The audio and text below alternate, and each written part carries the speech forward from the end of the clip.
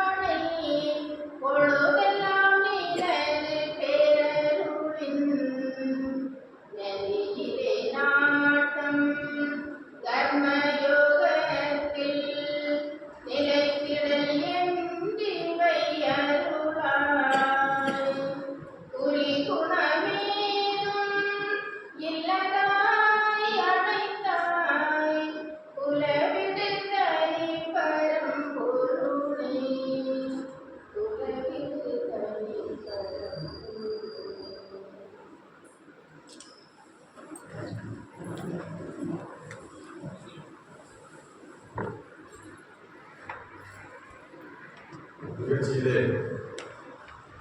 மேடையில் அமைந்திருக்கக்கூடிய பெரியவர்களை அறிமுகம் செய்தும் அனைவரையும் வரவேற்கும் பேசுவதற்காக கல்லூரியுடைய பேராசிரியர் ஓய்வு பெற்ற திருமதி ஜெயசூர்யா அவர்களை அன்புடன் அழைக்கிறோம்.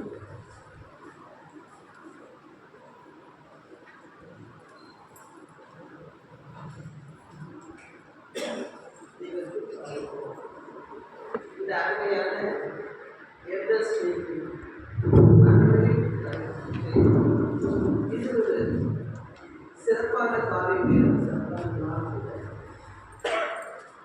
இந்த கர்மயோகினி சங்கமுள்ள அனைவரையும் திரும்பவும் வரவேற்கிறேன். இது இன்றைக்கு மிகச்சிறந்த முறையில் இந்த மீட்டிங்கானது தீபம் ஏற்றுவதோடும் இறைவணக்கத்தோடும் தொடங்கியுள்ளது. தீபம் ஏற்றிய மனிதர்களுக்கும் இறைவணக்கம் பாடிய லதா அவர்களுக்கு அது அடுத்தது தலைமைகளை பார்க்க வந்துள்ள ஸ்ரீமதி ப்ரொஃபஸர் அஞ்சனா தற்பொழுது ஸ்ரீ ஐயப்பா காலேஜ் பார்க்க பெண்கள் கல்லூரியில் பிரின்சிபலாக கடமையாற்றி வருகிறார்கள். தனது கல்லூரி மட்டுமல்லாமல் மற்ற அனைத்து சேவைகளிலும் ஆன்மீகத்திலும் மிகுந்த ஈடுபாடுடன் அவர்கள் பணியாற்றி வருகிறார்கள். இன்று நமக்கு இன்று நமக்கு தலைமையுரையாக செய்துள்ளார்கள். அவர்களையும் கூடியுள்ள அனைவரும் சார்பாக வருகிறார்கள். நமக்கு அடுத்ததாக நமக்கு துவக்க உரை வழங்க வந்திருப்பவர் கிட்டத்தட்ட எல்லோருக்கும் அறிமுகமான ஸ்ரீமதி ப்ரொஃபஸர் பிந்துஜா அவர்கள். நமது மாவட்டத்தில் எங்கு எந்த ஆன்மீக நிகழ்ச்சி நடந்தாலும் அதில் அவர்களுடைய பங்களிப்பை நீங்கள் உணரலாம், பார்க்கலாம், கேட்கலாம். மிகவும் சிரித்த முகத்தோடு தன் கல்லூரியை வழிநடத்தி அவர்கள்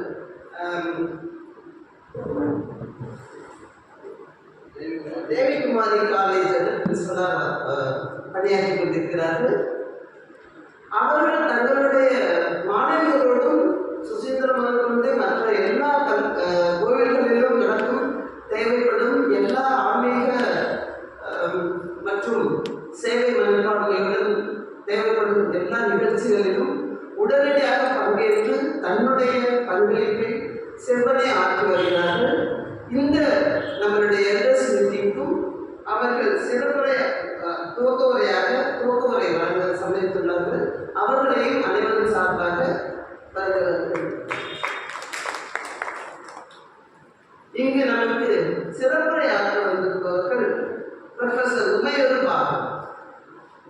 ப்ரொஃபஸர் உமையூர் பாகம் பற்றி ஏதாவது பேசணும்னா அது ஒரு நாள் ஃபுல்லாவே பேசலாம். எந்த ஃபீல்ட்லையும் ஆணித்தரமாக எங்களுக்கே கிடையாது, எங்களுக்கு மறந்து போன நிகழ்ச்சிகளையும் உடனடியாக தெரிவித்து தைரியமாக ஃபேஸ்புக்கெலாம் பார்த்தீங்கன்னா தெரியும், உடனே சொல்லுவாங்க. அவங்க பணியாற்றிய காலங்களும் எங்களுக்கு தெரியும். அவங்களுடைய ஸ்டூடெண்ட்ஸும் நிறைய பேர் அவங்களை பற்றி பேசுவாங்க. பல டீச்சர்ஸை பற்றி பேசுறது யாரும் கிடையாது. ஆனால் அவங்கள்ட்ட பணியாற்றி அவங்களோட பணியாற்றி கடைசி வேலை பார்த்து ரிட்டையர் ஆனவங்க கூட இன்னும் அவங்கள பார்த்தா அவ்வளோ மரியாதையாக அவங்களோட தரிசனம் கிடைச்சா போதுவாங்க. அந்த அளவுக்கு பெஸ்ட் டீச்சராக அவங்க இருந்திருக்காங்க. ஆஃப்டர் ரிட்டையர்மெண்ட்னு சொல்லி எல்லா நம்மளுடைய இந்திய பண்பாடுகளுக்கும் மரபுகளுக்கும் அவர்கள் ஒரு சென்டிமீட்டர் கூட விட்டு தர மாட்டாங்க. உடனடியாக அதிலும் 24 மணி நேரம் அந்த சிந்தனையோடு தான் இருப்பாங்கன்னு நினைக்கிறேன். எந்த ஆங்கிளில் என்ன நடந்தாலும் உடனடியாக அவங்களுடைய ஸ்டேட்டஸை யாருக்கும் பயப்படாமல் போட்டுகிட்டே இருப்பாங்க. அது நமக்கே ஒரு உத்தேகமாக இருக்கும். அவர்களுடைய பேச்சை நான் முதல் கேட்டிருக்கிறேன், நிறைய பேர் கேட்டிருக்கேன், நீங்களும் கேட்டுக்கலாம். எல்லாருமே இருக்கு. அதனால இந்த ஒரு பாக்கியமும் நமக்கு கிடைத்திருக்கு. சிறப்பதையாக வந்துள்ள உபயோக பார்க்கணும்னாலே மிக உண்மையாக அனைவரும் சார்பாக நான் வரவேற்கிறேன். அடுத்தது ஸ்ரீ பத்மகுமார் அவர்கள், அவர்கள் all India institute of Rashtriya Seva Bharati, அவர்களையும் கூடியிருக்கும் அனைவரும் சார்பாக வருகை என்று வரவேற்கிறேன். இங்கு கூடியிருப்பவர்கள் எல்லோருமே அவரவர் துறைகளில் பெரும் பங்களிப்பை வழங்குபவர்கள். ஒவ்வொருவரும் மாணிக்கங்கள் தான். ஒவ்வொருடைய திறமைகள், ஒவ்வொருடைய அனுபவங்கள், ஒவ்வொருவருடைய சாதனைகள் ஒவ்வொருவருக்கும் முடிந்த அளவுக்கு நீங்கள் செய்து கொண்டிருப்பதால் ஒவ்வொருவரை பற்றி எனக்கு சொல்ல தெரியவில்லை. ஆனால் உங்களையும் சிறப்பாக நான் வரவேற்றுக் கொள்கிறேன். ஒவ்வொருத்தவங்களை தாய்மார்கள், பெரியவர்கள், சாதனையாளர்கள், டாக்டர்ஸ், இன்ஜினியர்ஸ், டீச்சர்ஸ், மற்றபடி சமூக ஆர்வலர்கள் கூடியிருப்பவர்கள் இதில் ஏதாவது ஒன்றாக இருப்பீர்கள். எல்லோரையும் வருகை என்று வரவேற்று வரவேற்கிறேன்.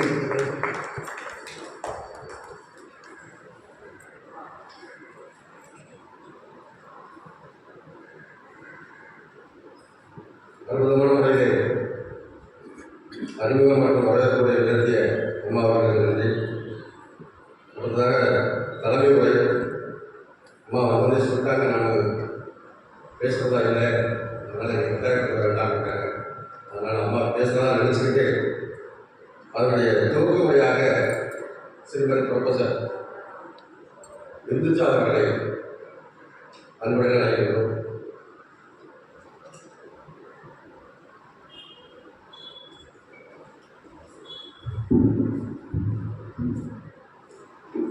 அனைவருக்கும் இனிய காலை வணக்கம்.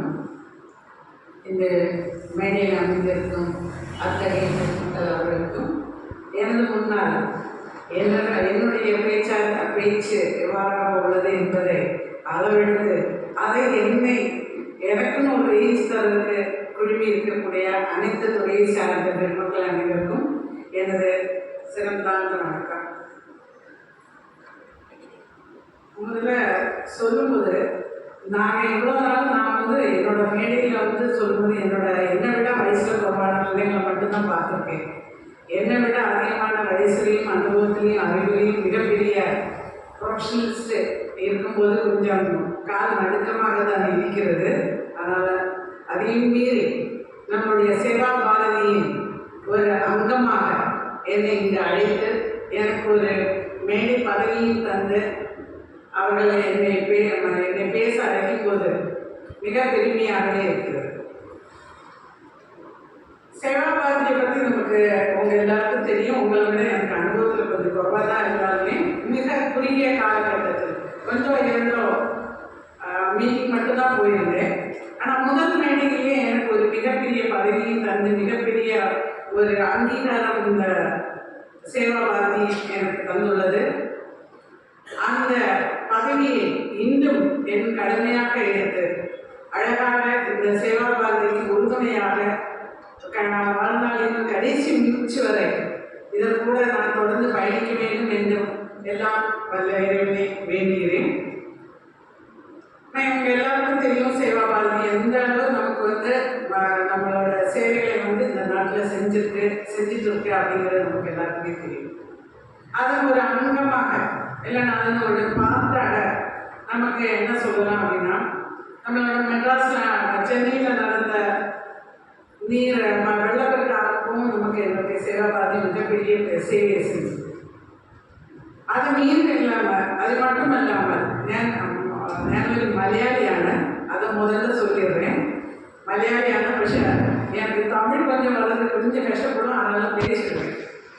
அப்போ அதே மீறி நமக்கு என்ன இருக்குது, நம்மளுடைய நாட்டில் நிறைய இடங்களில் நிறைய சுச்சுவேஷனில் நிறைய சேவைகள் செஞ்சுருக்காங்க. இந்த சேவையை நம்ம மிகப்பெரியதாக என்னுடைய மனதுக்கு தொட்ட ஒரு நிகழ்ச்சியாக மார்ச் 2ஆம் தேதி கர்மயோகினி சங்கமம் நம்மளுடைய ஸ்ரீ மாதா அமிர்தானந்தமயி அம்மையார் தலைமையில் செய்ய வேண்டும் என்று ஒரு முடிவெடுத்து என்னை அணுகிய போது எனக்கும் ஒரு சின்ன நடுக்கமாக இருந்தது. ஆனால் அமிர்தானந்தமயி அம்மாவை பார்க்கும்போது அம்மா சொன்ன ஒரே வார்த்தை, எவ்வளோ பேர் கொண்டு வர்றதுக்கு நீங்கள் விரும்புகிறீங்க அப்படின்னு. நாங்கள் சொன்னோம் 50,000 பெண்கள். அம்மா உடனே சொன்னாங்க, மோளை வேண்டாம், அதை 75 ஆகும், டீச்சரை கொண்டு பற்றும். So these are the words she has conveyed to me. அப்படி அதை கேட்கும்போது நமக்கே நம்மளை அறியாமலே ஒரு உத்வேகம் வந்து, அந்த உத்வேகங்கிறது என்ன இருக்கு, நம்ம எவ்வளோ தூரம் நம்மளோட சங்கங்களை நம்மளுடைய பெண்களை ஒருங்கிணைத்து நம்ம அந்த ஒரு சங்கமத்தில் பெண் சக்தி அப்படிங்கிறது எவ்வளோ தூரம் நம்ம சக்தமாக இருக்கிறோம், எவ்வளோ தூரம் நம்ம சக்தியாக இருக்கிறோம், எவ்வளோ தூரம் ஸ்ட்ராங்காக இருக்கிறோம் அப்படிங்கிறத அது நிரூபிக்கணும் அப்படிங்கிற ஒரு உத்வேகம் ரெகுலராக ஏற்ற மாதிரி ஆகிப்போச்சு. அதனால எனக்கு லீவ் எடுத்து ரொம்ப முன்னாடி பேசிட்டு இருக்கேன். கல்லூரியில் இருக்கிற முதல்வரும் போது அவங்க எல்லாருக்குமே தெரியும், அவ்வளோவான மிகப்பெரிய அட்மினிஸ்ட்ரேட்டிவ் ஒர்க் எந்த நேரத்தில் என்ன ப்ராப்ளம், அது மோரோவர் அஞ்சனா மேடத்துக்கும் தெரியும், எங்களுக்கு தெரியும், ஜெயஸ்ரீ மேடம் ஃபார்மர் பிரின்சிபல் வந்திருக்காங்க, எல்லாருக்குமே தெரியும். எந்த நேரத்தில் எந்த பிரச்சனை வரும்னு தெரியாது, அது பெண்களை கையாளுறதுன்னு சொல்றது மிகப்பெரிய கஷ்டம். அப்போ அந்த வேலைங்க இடையில இந்த கர்மயோகினியை பற்றி பேசும்போது மிக பெருமையாக தான் இருக்குது. அப்போ இந்த மார்ச் 2ஆம் தேதி நம்ம எல்லாரும் நம்ம இங்கே இருக்கக்கூடிய பெரியவர்கள் மட்டுமல்லாது உங்கள் வீட்டில் உள்ளவங்களையும் உங்கள் பக்கத்து வீட்டில் இருக்கிறவங்க உங்களோட சகோதரர்களையும் எல்லாரையும் கூட ஒருங்கிணைத்து நம்ம அந்த கர்மயோகி சங்கமத்தை கன்னியாகுமரி மாவட்டத்தில் மிக புண்ணியமாக மிக புனிதமான அந்த நம்மளுடைய கன்னியாகுமரியில் மிகப்பெரிய வெற்றியாக அதை கொண்டு வர வேண்டும் என்று என்னுடைய தாழ்மையான வேண்டுகோள். நம்மளுடைய சேவா பாரதி சேவைங்கிறது என்ன அப்படின்னா, இந்த கர்மயோகிக்கு மட்டும் இல்லை நமக்கு உறுதுணையாக இருக்கிறாங்க. ஆனால் அதே மீறி அவங்க என்ன நிறைய சேவைகள் செஞ்சுருக்காங்க. நமக்கு முதியோர் இல்லங்கள் நிறைய இருக்கிறது. முதியோர் இல்லங்கள் அதே மாதிரி நமக்கு அநாத மடங்கள் பெண்களுடைய முயற்சி இதெல்லாம் நமக்கு நிறைய அவங்களோட பங்களிப்பு அதிகமாக இருக்கிறது. அது கண்கூடாகவே நான் பார்த்து சர்வ் பண்ணிட்டு இருக்கேன். ஆனால் நான் இந்த சங்கத்தில் செய்கிறதுக்கு எனக்கு ஒரு சின்ன ஒரு இது இன்ஸ்பிரேஷன் அப்படிங்கிறது என்ன அப்படின்னா, என்னுடைய பிஹெச்டி டாபிக்ங்கிறது women empowerment through self help group with human rights perspective. So 3 different topic எடுத்து அதை 2 கோஆர்டினேட் பண்ணி I have done my PhD work. அப்போ அந்த பிஹெச்டி ஒர்க் பண்ணும்போது நான் நிறைய கிராமங்கள், கன்னியாகுமரி மாவட்டத்தில் இருக்கிற எல்லா கிராமங்களிலும் உள்ள சுய உதவி குழுக்கள் அவர்களோட குழு தலைவர்களை மீட் பண்ணி அவங்க மூலமாக அந்த குழுக்குள்ள போய் நானே என்னுடைய தனிப்பட்ட நேரத்தை அவர்களுக்காக ஒதுக்கி அவங்கள்ட்ட கேள்வி கேட்கும்போது உண்மையிலே அந்த நிமிடம் என்னுடைய மனதில் கண்டிப்பாக இந்த பெண்களுக்காக நம்மால் முடிஞ்ச அளவு நாம் ஒரு சேவை செய்ய வேண்டும். எல்லாருக்கும் சேவை செய்யறது ஈஸி, நமக்கு என்னது நம்ம ட்ரஸ்ட்னு சொல்லிட்டு ஒன்று இருக்கு. அப்போ ட்ரஸ்ட்ங்கிறது entirely different from seva. Trust என்பது they have already created a fund, through that fund they are doing some services. But சேவை அப்படி கிடையாது. நம்மளுடைய மனது, நம்மளுடைய உடல், இந்த ரெண்டும் தான் நம்மளுடைய மூலதனம். அந்த இன்வெஸ்ட், அந்த மூலதனத்தை நம்ம எப்படி பண்ணணும் அப்படின்னா, அந்த செல்ஃப் ஹெல்ப் குரூப்பில் இருக்கிற ஆண்களாகட்டும் பெண்களாகட்டும் 2 பேரையும் நான் மீட் பண்ணியிருக்கேன். அவங்க சொல்லக்கூடியதெல்லாம் பார்க்கும்போது ஏதோ நம்மளுடைய அரசாங்கத்திலேருந்து நமக்கு நிறைய உதவிகள் வருது, நிறைய ஃபண்டு வருது. ஆனால் அந்த ஃபண்டெல்லாம் அவங்களுக்கு போய் சேருதான்னு தெரியல. சேரக்கூடிய ஒரு கல்வியாக ஏன் நான் இருக்கக்கூடாது அப்படிங்கிறத நான் நினச்சிருக்கேன்.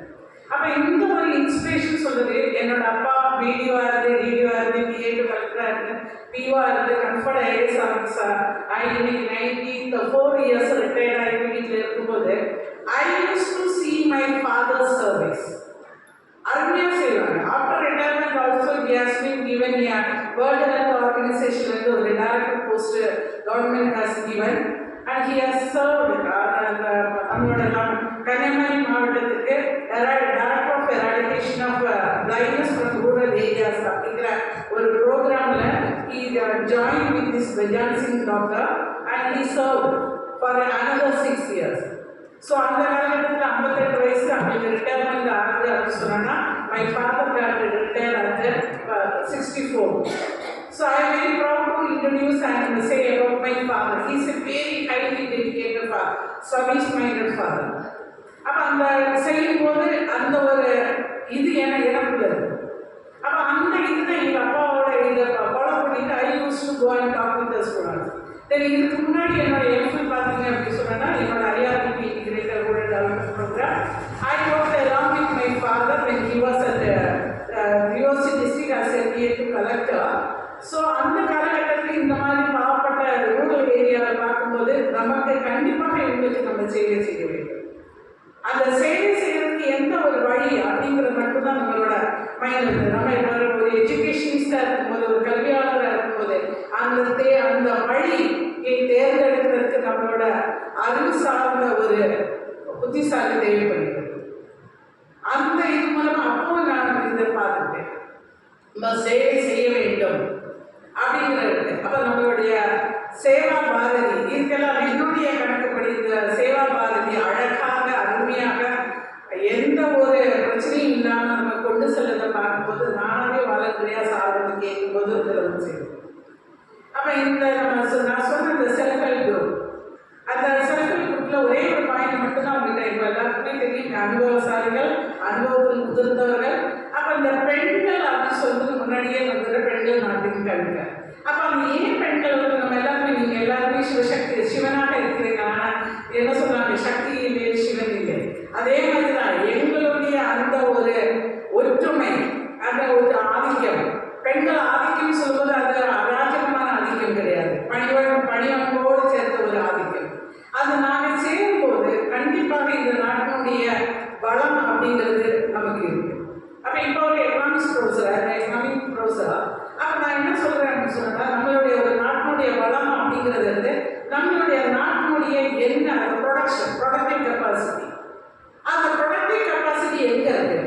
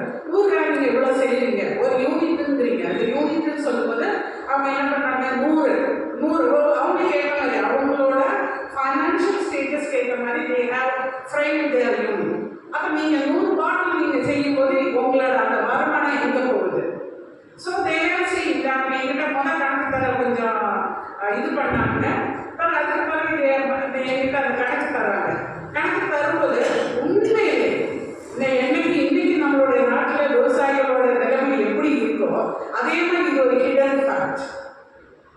அப்போ என்னால் முடிஞ்சாலும் அவங்களுக்கு அந்த அறிவுரைகள்லாம் சொல்லுவேன். இந்த பணத்தில் இவ்வளோ நீங்கள் அதுக்காக ஒதுக்குங்க, இவ்வளோத்த உங்கள் வீட்டில் காமிக்காதீங்க, இவ்வளோத்த உங்களுக்காக ஒதுக்குவீங்க. அப்படி அதை வந்து நம்ம டிவைட் பண்ணி கொடுக்கும்போது என்கிட்ட கேட்டிருக்காங்க, மேடம் இந்த உங்களோட பிஹெச்டி முடிச்ச பிறகு கூட எங்களை வந்து பேசுங்க, எங்களை ஒரு வழி நடத்துங்க அப்படின்னு சொல்லுவாங்க. அப்போ அந்த அளவுக்கு அவங்களுக்கு ஒரு அவேர்னஸ் இல்லை. அந்த அவேர்னஸ் கிரியேட் பண்ணுறதுக்காகவும் பெண்களுடைய சக்திங்கிறது எனக்கு அந்த அன்பளிப்பு வீதம், அந்த அன்பளிப்பு வீதம் வந்து நம்ம ஆட்டோமேட்டிக்காக நம்மளுடைய நாட்டினுடைய டோட்டல் பொருளாதாரம் வரும். அப்போ அந்த பெண் சக்தி நமக்கு எல்லாருக்கும் என்னோட வீட்டில் என்னோட பேரண்ட்ஸ் என்னை வெளியிட்ட மாதிரி என்னை வெளியிடுறதுன்னு சொன்னேன், எனக்கு போய் படி அப்போ அப்பா ஒரு எம்பவர்டாக இருக்கிறாங்க.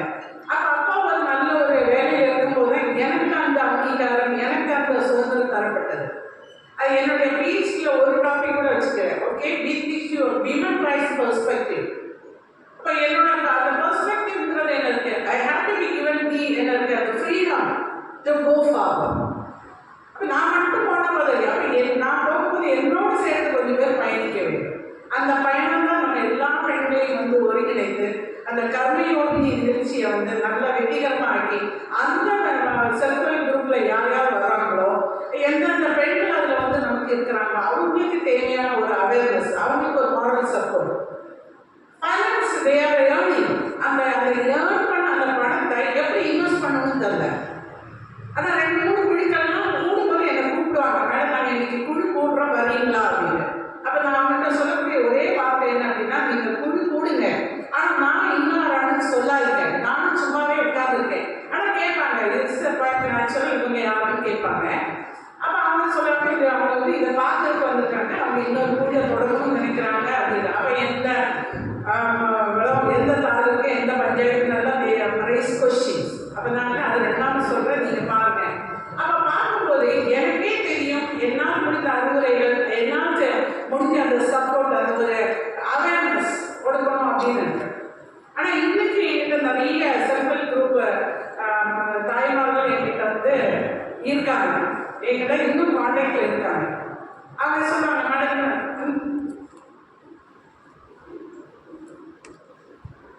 என்கிட்ட கேட்பாங்க, மேடம் நாங்கள் இருந்தாலும் இப்படி போயிட்டு இருக்கோம், இந்த இடத்துல எனக்கு இப்படி ஒரு பிரச்சனை வந்தது, அதை நான் எப்படி சால்வ் பண்ணுறது. அப்போ என்னால் முடிஞ்ச அந்த ஒரு அறிவுரை அவங்களுக்கு சொல்லும்போது அதுக்கு மட்டும் சொல்லுவாங்க, எங்களுடைய அந்த குழு இப்போ கொஞ்சம் பிரச்சனை இல்லாமல் போயிட்டே இருக்கு. சம்டைம்ஸ் நான் பிஹெச்டி பண்ணும்போது அந்த செல்ஃப் ஹெல்ப் குரூப் எல்லாம் நமக்கு வந்து வளர்ந்து வரக்கூடிய அந்த காலகட்டம் 20 years பேக். அப்படி இருக்கும்போது எனக்கு அந்த குழுவில் நீங்கள் என்ன பண்ணணும், எதை மெயின்டைன் பண்ணணும், எப்படி நீங்கள் செய்யணும், நீங்கள் அதில் ஒரு விட்டு கொடுக்க மனப்பான்மை உங்களுக்கு வேணும். அதுதான் முதல் கொடுத்த நான் ஒரு அறிவுரைங்கிறது, விட்டு கொடுங்க. உங்களுக்கு இந்த தடவை அந்த பணம் கண்டிப்பாக உங்களுக்கு அந்த மைக்ரோ ஃபைனான்ஸ் இப்போ வேண்டாம் அப்படின்னு சொன்னால் நீங்கள் இந்த தடவை சரிப்பா நீங்கள் எடுத்துக்கங்க, ஆனால் அடுத்த தடவை எனக்கு வேணும். அப்போ நீங்கள் விட்டு கொடுக்க வேண்டும். அதே சமயம் ஒவ்வொருடைய நன்மையை நீங்கள் பார்க்க வேண்டும். அந்த ஒரு வாரத்தில் நீங்கள் பேசி முடிச்சிடணும். சும்மா நீங்கள் தானே போனால் நீ மண்டா போனேன் like please don't go for lengthy conversation. சரிப்பா எனக்கு இந்த தடவை வேண்டாம், எனக்கு அடுத்த மாதம் தான் வேணும், நீ வச்சுக்கப்பா. அந்த ஒரு விதமான ஒரு கோஆர்டினேஷன். 2வது நான் அவங்கள்ட்ட சொன்னது இனிமையாக பேசுங்க.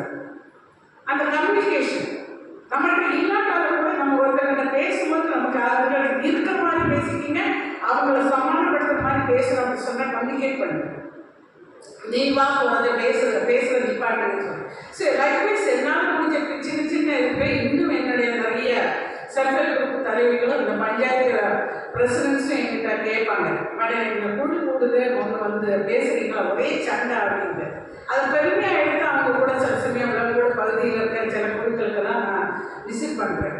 அது சேவா பாரதிக்கு முன்னாடியே அதை செஞ்சுட்ருக்கேன்.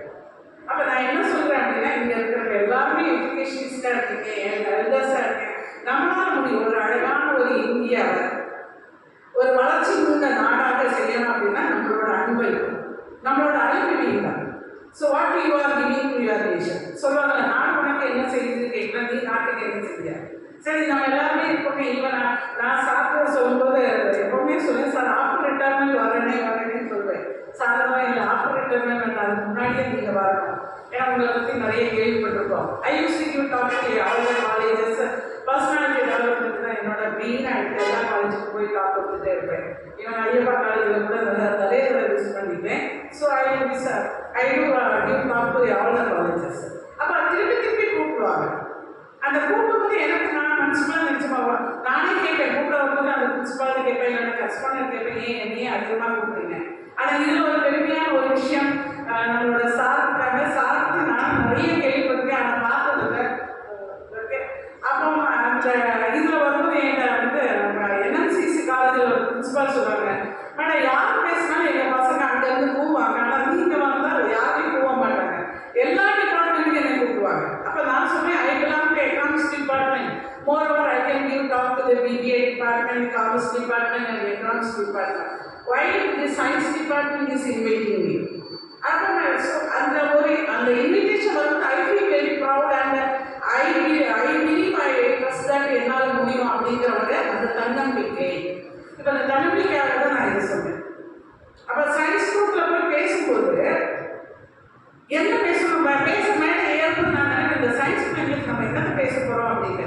பட் ஆட்டோமேட்டிக்கா வரும், அறிவு சார்ந்த ஒரு பாயிண்ட்ஸ் எல்லாம் வரும்போது சொல்லும்போது சார் சொல்றாங்க, மேடம் உங்க எல்லாருக்கும் நீங்க வந்து சைலண்டா பசங்க கேட்டு இருப்பாங்க, போக மாட்டாங்க, எந்திரிக்கன்னு பார்க்க மாட்டாங்க. தென் அதே மாதிரி ஆரல் கம்யூனிகேஷன் வாட்ஸ்அப் பார்ப்பாங்க, ஷர்ட்டை கிளியர் பண்ண அதெல்லாம் கிடையாது மேடம். அதனால எங்க பிள்ளைங்களை கண்ட்ரோல் பண்ணதுக்கு நீங்க வாங்க அப்படிம்பாங்க. அதுதான் அந்த இடத்துல தான் என்னுடைய தன்னம்பிக்கை நான் வளர்த்துக்கிறேன். அந்த தன்னம்பிக்கையோட விடாமுயற்சியோட இன்னைக்கு நான் அந்த சேவா பாரதியில இருந்து என்னுடைய கடைசி மூச்சு வரை அப்படிங்கிற அந்த வார்த்தையில நம்மளோட இதுக்காக நான் உழைக்கணும் அப்படிங்கிறதுல தான் இன்னைக்கு மேலே ஏறியிருக்கேன். உங்களோட பெரியவங்க முன்னாடி உங்களுடைய எல்லாரோட ஆசீர்வாதமும் உங்களுடைய இதுவும் அனுபவம் எனக்கு என்ன ஆசீர்வதிக்குங்கிற ஒரு நம்பிக்கை. அப்ப இன்னைக்கு நான் உங்க முன்னாடி சொல்ல வேண்டிய ஒரே ஒரு இது என்ன அப்படின்னு சொன்னா, நமக்கு மார்ச் 2ஆம் தேதி ஐயம்மா அபர்தா காலேஜ் இன்ஸ்டிடியூஷன்ல வச்சு கர்மயோகி இதுல நடக்குது. அது பெண்கள் நிகழ்ச்சியாக இருந்தாலும் சரி, எங்களுக்கு பக்கபலமாக நீங்கள் தான் இருக்கீங்க.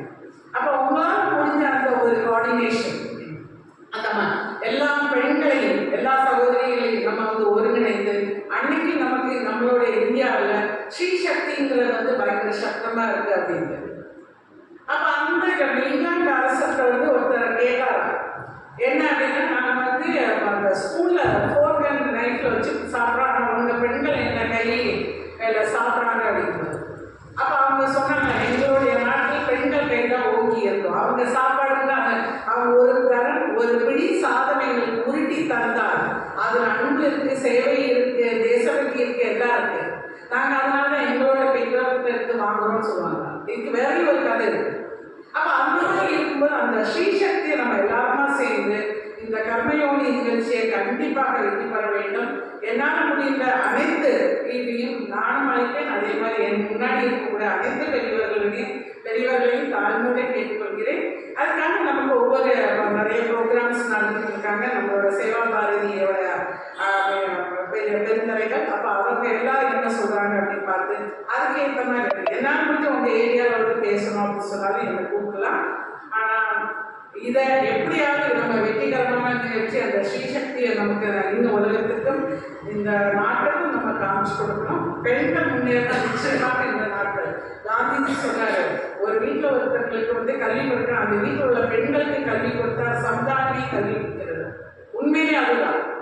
என் கல்லூரியில் வந்து நிறைய பொம்பளை பிள்ளைங்கள்லாம் நிறைய பிரச்சனைகள் பண்ணுவாங்க. நிறைய அதாவது நமக்கு அவங்களை டிசி கொடுக்குற அளவுக்கு வரும். இது நானே சொல்லிடுவேன், டிசி கொடுத்ததுக்கு நான் இவ்வளோ படிச்சு எடுத்துறாங்க. அப்புறம் அடுத்த second I change my mind set. அந்த மைண்ட் செட்டை மாற்றி அந்த பொண்ணை கூப்பிட்டு ஐ ஸ்டார்ட் கிவிங் இது கவுன்சிலிங். வெளியே வந்து நிறைய மேடம் வந்து பார்க்க வருவாங்க. அப்போ அவங்க வெயிட் பண்ணும்போது சொல்லுவாங்க, மேடம் எப்போ பார்த்தாலும் ஏதாவது பிள்ளைங்களை வச்சு கூப்பிட்டு பேசுகிறாங்க. உண்மையிலே சொல்கிறேன், I feel very proud that எவ்வளோ மோசமான பிள்ளைங்களை நான் கூப்பிட்டு இருக்கிறேன். அப்போ அவர்கிட்ட சொல்லக்கூடிய முதல் வார்த்தை அதுதான். ஆனால் நீ இன்னைக்கு படித்தா உங்கள் குடும்பமே படிக்கும். நான் இன்னைக்கு படித்தனால தான் என் பையன் இந்த அளவு பெரிய ஆளாக்கியிருக்கேன். என்னோட வீட்டில் எல்லாமே இருக்கு, என்னோட எக்கனாமிக் ஸ்டேட்டஸ் அதிகமாக இருக்கு. உனக்கு என்ன வரணும் நீ படி. இந்த நீ செய்யக்கூடிய தப்புங்கிறது அதை உணர்ந்துக்கோ. 2-3 சிட்டி கொண்டு அதனால பிள்ளைங்க வந்துடும். அப்போ எனக்கு நம்ம பெண் சக்திங்கிறது உண்மையில சக்தியானதுதான் எனக்கு தெரியும். பிள்ளைங்களுக்கு நிறைய பிரச்சனைகள். பெண்கள் சொல்றது நீங்க நினைக்கிற மாதிரி கிடையாது. ஒரு ஆஃபீஸ்ல டீச்சர் டைப்பிஸ்ட் நிறைய பிரச்சனைகள் இருக்கு. அது எல்லாத்தையும் ஓவர் கம் பண்ணுறதுக்கு I use to conduct so many personality development programme காலேஜில் நடக்குது. ஒவ்வொரு பேட்சாக நடக்குது. அப்போ அதெல்லாம் செய்யறது வேற ஒன்று. அந்த சக்தி இன்னும் நான் வந்து அந்த அளவுக்கு அந்த சின்ன வயசுல 18 வயசு பிள்ளைங்கள்கிட்ட பேசுறது இட்ஸ் நாட் ஈஸி ஒன். ஆனால் நம்மளுக்கு நல்லா பேசி எஸ் மேடம், ஓகே மேடம், புரியுது மேடம், சரிதான் மேடம், எங்கள் அப்பா அம்மா கண்டிஷன் இல்லை பேக்கில் போயிட்டு நம்மளை ஊவிக்கு போவாங்க. ஆனால் அதுக்கான இம்பார்ட்டன்ஸே கொடுக்க மாட்டேன். ஐ கேட்டு நோட்ஸ் அவங்க ஏதோ பசங்க அவங்களை கமெண்ட் பண்ணாங்க மேடம், லேடி அவர்களோட புத்தி அப்படின்னு. அப்போ அந்த சக்தியை வந்து நம்ம திரட்டுறது அப்படின்னு சொல்றது அந்த பெண்களை நம்ம எல்லாரும் ஒருங்கிணைத்து அவங்கள மனதளவில் பக்குவப்படுத்தி நம்ம வரும்போது உண்மையிலே வருங்கால இந்தியா சூப்பராக இருக்கும் அப்படின்னு என்னுடைய நம்பிக்கை. அந்த நம்பிக்கைக்கு உறுதுணையாக இருக்கக்கூடிய இந்த சேவா பாரதி என்னுடைய வாழ்நாள் முழுவதும் என்னுடைய சேவை இருக்கும். ஆனால் அவங்க எல்லாருமே நான் வந்து உங்களுக்கு அன்பான வேண்டுகோள், நமக்கு மார்ச் 2 நடக்கக்கூடிய கர்மயோகி நிகழ்ச்சிக்கு எல்லாரும் ஒருங்கிணைந்து எங்களுக்கு நீங்கள் தான் பக்கபலமாக இருக்கும். எனக்கு ஏதோ ஒரு பிரச்சனை இருக்கு, நாங்கள் எல்லாரும் கூடியிருக்கோம், எனக்கு ஒரு பிரச்சனை வந்திருக்கு அப்படின்னு சொன்னா ஓடி வந்து உங்கள்கிட்ட நான் சொல்லணும், ஐயா எங்களுக்கு இது பிரச்சனை இருக்கு, டக்குன்னு நீங்கள் எங்களுக்கு சார் அதுதான் எங்களுக்கு நாங்கள் பார்க்க எல்லா வேலையும் நாங்கள் ஒருங்கிணைந்து கண்டிப்பாக செய்வோம். அதை அந்த பக்கபலமாக எங்களுக்கு இருந்து நீங்கள் அந்த கர்மயோகி நிகழ்ச்சியை வெற்றிகரமாக நடத்தி தர வேண்டும் என்று அந்த வேண்டுகோளோடு உங்களிடம் விடைபெறுகிறேன். நன்றி, வணக்கம். இந்த வாய்ப்பளித்த முதியோர்கள் முன்னாடி வாய்ப்பளித்த அனைத்து மக்களுக்கும் அனைத்து பிரச்சனைகளுக்கும் என்னுடைய வாழ்க்கை. தேங்க்யூ.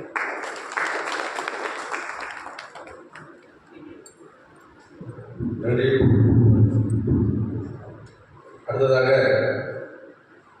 நிகழ்ச்சியுடைய கர்மயோகி சிறப்புரையாக மரியாதைக்குரிய உபயோகிப்பாளர் சார்பில் பேசுவாங்க.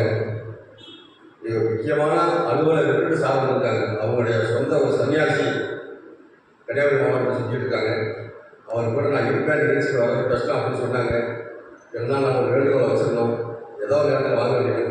சாமியுடைய அனுமதியோட இந்த நிகழ்ச்சி சரியாக 10 மணிக்கு வந்துட்டாங்க.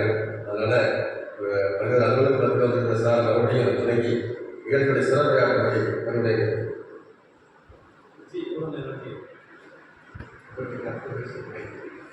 ரொம்ப நேரம் நம்மளுக்கு கஷ்டமாயிடும்.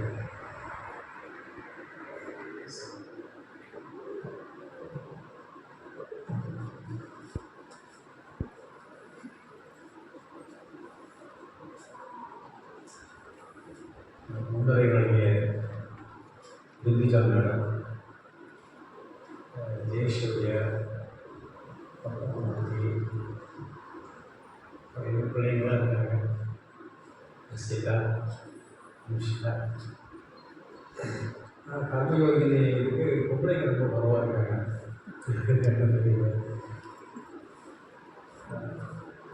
ரொம்ப அன்பு மிகுதியானவங்க சொல்லுவாங்க, try to make a swan out of a goose அப்படிம்பாங்க. அதை வார்த்தை அர்த்தமாக்கிடுவாங்க. ஜெயசூர்யா என்ன அப்படிதான் இருக்காங்க. இந்த அளவுக்கு என்ன ஜெயசூர்யா அப்படின்னு புகழ்ந்து பேசுவாங்க அப்படின்னு தெரிஞ்சிருந்தா என் ஒய்ஃபை முடியும். Because nobody is a hero to his wife. அதே ஆம்பளை உள்ளவங்க அம்மாவுக்கு ஹஸ்பண்ட் வந்து ஒரு ஹீரோவே கிடையாது. இன்றைக்கி நம்ம விடியலுக்கு வரும்போது தான் முருசாமி சொன்னாங்க, நீங்கள் ஏதோ பேசணும், கர்மயோகி சங்கத்தை பற்றி பேசணும் அப்படின்னு. எனக்கு கூப்பிட்டாங்க, நான் வந்ததை தவிர என்ன பேசணும்னு தெரியாது. இப்படி ஒரு பொறுப்பை எனக்கு கொடுப்பாங்க அப்படின்னு நான் நினச்சி பார்க்கவே இல்லை. அதுக்கப்புறம் தான் நினச்சேன், சாமிஜியோடைய கோயிலுக்கு எழுதப்பட்டிருக்க இந்த கர்மயோகி சங்கம் ஏன் நாம நடத்தணும்?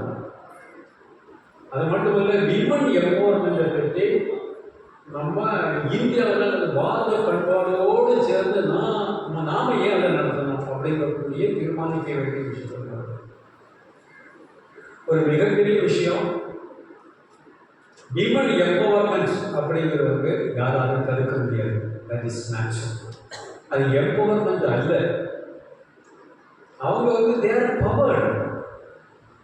ஒரு பெரிய சுவாமிஜி, ஒரு பெரிய அவர் ஒரு ஃபிலாசபர் கூட அவங்க சொன்னால் நிறைய பேருக்கு சில சமயங்களில் அவங்களுக்கு ஒரு ரிஜெக்ஷன் இருக்கும். பல்வேறு கேட்பாங்க, இந்த உலகத்தில் இவ்வளோ பெரிய கவிஞர்கள், இவ்வளோ பெரிய ஸ்கல்ப்டர்ஸ், இவ்வளோ பெரிய சர்ஜன்ஸு, ஆர்கிடெக்ட்ஸு, எல்லாரும் வந்து ஆம்பளைங்க தானே நிறைய இருக்காங்க, பொம்பளைங்க இல்லைன்னு இல்லை, ஆம்பளைங்க தானே நிறைய இருக்காங்க. அப்போ நீங்கள் எப்படி ஆம்பளைங்களும் பொம்பளைங்களும் ஒன்றுன்னு சொல்கிறீங்க? அவர் சொல்லுறது, never I say men and women are same and equal. They are unique. அவங்கள வந்து ஈக்குவல்னே சொல்ல முடியாது, யூனிக். அப்போ வந்து கேட்டாங்க யூனிக் அப்படின்னு சொன்னால் ஐ கேனாட் அண்டர்ஸ்டாண்ட். அப்போ சொன்னாரு, if you want to say jasmine has a fragrance, that doesn't mean rose doesn't have a fragrance. Rose has its own fragrance. Jasmine has its own fragrance.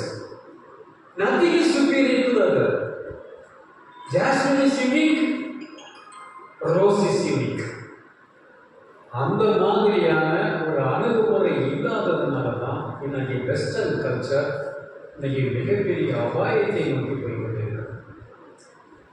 அதுக்கடுத்து ரெண்டாவது கேள்வி சொல்றாரு, ஆம்பளைங்கள்லாம் இவ்வளோ பெரிய படைப்பு இருக்காங்க, அவங்களுக்கு தான் கிரியேட்டிவிட்டி இருக்கு அப்படின்னு தான் சொல்றீங்க. உண்மைதான், இல்லைன்னு சொல்லலை, கிரியேட்டிவிட்டி இருக்கு அப்படிங்கிறத வந்து நான் அக்செப்ட் பண்ணல. But they have created.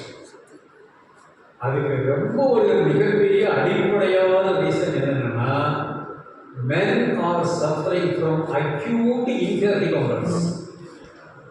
அந்த inferiority complex நியூட்ரலைஸ் பண்ணதுக்காக வேண்டிதான் they spend extra energy and they create so many things and they dominate so many things. சொன்னது யாரும் இல்லை, பகவான் ரஜினிஷ். அவர் கொஞ்சம் வித்தியாசமாக சொல்லுவாங்களா? அது எப்படி சொல்ல முடியும்? Inferiority complex. ஆமாம், ஏதோ ராத்திரி காலையில் நீ வந்து மதியம் உங்கள் வீட்டுக்கு போகும்போதோ ஒத்தையில் போகும்போதோ பாட மாட்டேன். ஏன் பாட மாட்டேன்னா உனக்கு ஒரு கான்ஃபிடன்ஸ் இருக்கு. செகண்ட் ஷோ பார்த்துட்டு வீட்டுக்கு ஒத்தையில் போகும்போது தான் யார் யார் இறந்தா, யார் யார் சூசைட் பண்ணா, யார் யார் மர்டர் பண்ணான்னு ஒவ்வொரு பெயரா நினைச்சு நீ உடனே வீரம் பேசுற, பாட்டு பாடுற. ஏன் பாட்டு பாடுற? பயம். பொம்பளைங்களை கண்டு இவனுக்கு ஒரு பயம், பொம்பளைகள் வந்து ஒரு இன்ஃபீரியாரிட்டி காம்ப்ளெக்ஸ். ஏன் அப்படின்னு சொன்னா, எவ்வளவு பெரிய படைப்பாளிகள் ஆனாலும் he cannot give life, he cannot give birth to a new life. ஒரு குழந்தை அவனால் பெற முடியாது. அந்த ஒரு மிகப்பெரிய கிரியேட்டிவிட்டி அவளுக்கு இருக்கிறதுனால தான் அதை காம்பன்சேட் பண்ணதுக்காக வேண்டி ஒரு பாட்டு பாடுறான், மியூசிக் போடுறான், பிலாசபியில் கொஞ்சம் இது பண்ணுறாங்க. அப்போ சொன்னாரு, தே ஆர் யூனிக். அப்போ அதனால என்ன ஆகுது அப்படின்னு சொன்னால், man and woman they are same, unique. But பெரிய டிஃப்ரென்ஸும் கிடையாது. ஆனால் அவங்களுக்கு ஒரு அடிஷ்னல் அட்வான்டேஜ் இருக்கு. என்ன அட்வான்டேஜ்? அப்போ தான் அவர் சொன்னார், man with a womb is a woman. அதான் உமன் அப்படிங்கிறது. உமன்னா man, but she has a womb. உனக்கு you are different of it. அதனால தான் இவ்வளோ பெரிய சாகசங்கள். நீ புலி அடைக்கணும், சிங்கத்தை அடைக்கணும், சண்டை போடுறது, அதுக்கெல்லாம் காரணம்னா அவனுடைய டெஃபிஷியன்சி. அதுக்கடுத்து நம்ம பார்க்குறோம், உங்களுக்கு ஏற்கனவே they are very powerful psychologically, biologically. அவங்களுடைய இம்யூனிட்டி வந்து அவங்களுக்கு கிடையாது. They are more powerful. எங்கே ஒரு எஜுகேட்டட் ஃபேமிலி இருக்கோ அங்கெல்லாம் பார்த்தா ஏன் டாமினேட். எந்த அட்வான்ஸ்டு கம்யூனிட்டி இருக்கோ அங்கே தே டாமினேட். ஆனால் அதே சமயத்தில் அந்த டாமினேஷன் சொல்ல மாட்டாங்க. நம்ம கூட ஒரு வீட்டில் போய் நம்ம அம்மாட்டையோ அல்லது நம்ம அத்தைக்கோ நம்ம போய் இப்படி ஒன்று சொன்னால் அவங்க சொல்லுவாங்க, நான் மாமாட்ட கேட்டு சொல்கிறேன் அப்படிம்பாங்க. அல்லது எங்கள் வீட்டில் எங்கள் அம்மாட்ட கேட்டு சொல்லுவாங்க, அப்பாட்ட கேட்டு சொல்கிறோம்பாங்க. நமக்கு நல்ல தெரியும், அப்பாவுக்கு பெர்மிஷன் அவங்க கேட்க போகிறதில்லை. It is only ratification. ஏன்னா இவங்க எடுக்கக்கூடிய டெசிஷன் நல்ல டெசிஷன். நீங்கள் அதே மாதிரி ஹிஸ்டரி எடுத்து பார்த்தாலும் ராஜராஜ சோழனாலும் சரி, குந்தவை நாச்சியாராக இருந்தாலும் சரி, ஈவன் லோக்கல் ஹிஸ்டரியிலே women dominated. Akbar the great never he was dominated by his wetness. அவங்களுக்கு பால் கொடுத்த தாயார் தான் அவங்களை டாமினேட் பண்ணாங்க. அதனால தான் முகலாய பிரிவுகளில் நிறைய பெண்களுக்கு வந்து கல்யாணமே கழிச்சு கொடுக்க மாட்டாங்க, சகோதரிகளுக்கு கல்யாணம் கழிச்சு கொடுக்க மாட்டாங்க. ஏன்னா அவங்களுக்கு எக்ஸ்ட்ரா பிரெயின் பவர் கொடுக்கும். அப்போ empowerment, they are empowering themselves. அவங்க பொறுத்தவரை திரும்ப அவங்களுடைய பவர் இருந்துகிட்டே இருக்கிறது. அதாவது 1960களில் ஒரு ஃபேமஸ் புக் வந்திருக்காரு, இப்போ நீங்கள் இருக்காங்க, ஃபியூச்சர் ஷாக் அப்படின்னு ஒரு புக் வந்து. அந்த ஃபியூச்சர் ஷாக் வந்தோடனே அந்த ஸ்மெண்ட் அந்த புக் வந்து பயங்கரமான சேல்ஸ் ஆச்சு. 1970 நான் படிக்கும் போது நான் காலேஜ் சொல்றது பயங்கர சேல்ஸ் ஆச்சு.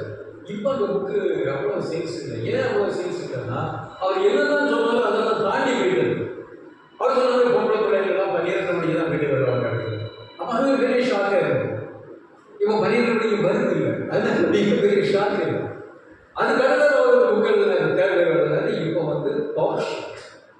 அந்த ஃபியூச்சர் ஷாக்கில் எப்படி சொல்றாரு, நீங்க எல்லாம் தெரியாம இருக்கீங்க, இறுதியில் உள்ள காலம் வந்து given they are going to outsmart the man. அவங்க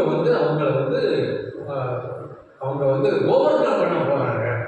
அவங்களுடைய எனர்ஜியெல்லாம் திரும்ப வரப்போகுது.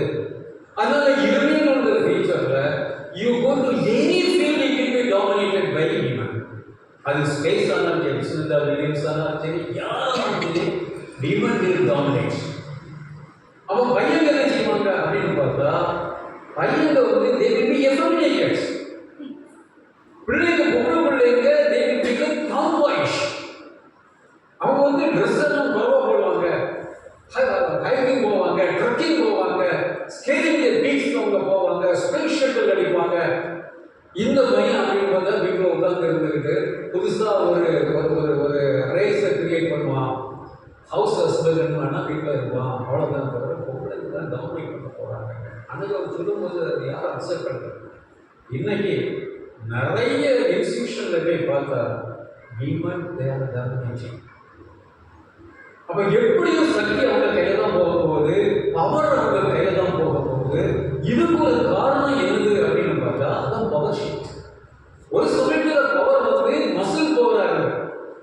அதனால அன்னைக்கு பத்மாவரம் பட்டாளத்துல 108 தடவை அந்த கல்லை எடுக்கிறதுக்கு கீழே பார்த்தா அவன் வந்து சோல்ஜர் ஆயிடலாம் அப்படின்னு. இப்ப 108 தடவை கல்லை எடுத்து வைக்கிறதுக்கு முன்னாலே 1 கிலோமீட்டர் கந்த பக்கம் இருந்து ஒரு கண்ணை வச்சு அவன் சுட்டு கழியணும். That is the mind power. அப்போ பவர் ஷிஃப்ட் என்ன இருக்குன்னா முதல்ல மசில் பவர். அப்போ மசில் பவர் இருக்கும்போது it was dominated by men. அதுக்கப்புறம் அது மணி பவர் ஆச்சு. மணி பவர் ஆனாலும் அந்த ஃபியூரல்ஸ் அந்த மேன் வந்து அந்த விடல பவர் விடல அவன் கையில் வச்சுக்கணும். இப்போ democratization of power, gender democratization. நம்ம நிலக்கரி சொன்ன மாதிரி the level, the field is the level, the globe is never more, it is not spherical, it is flat because it is level.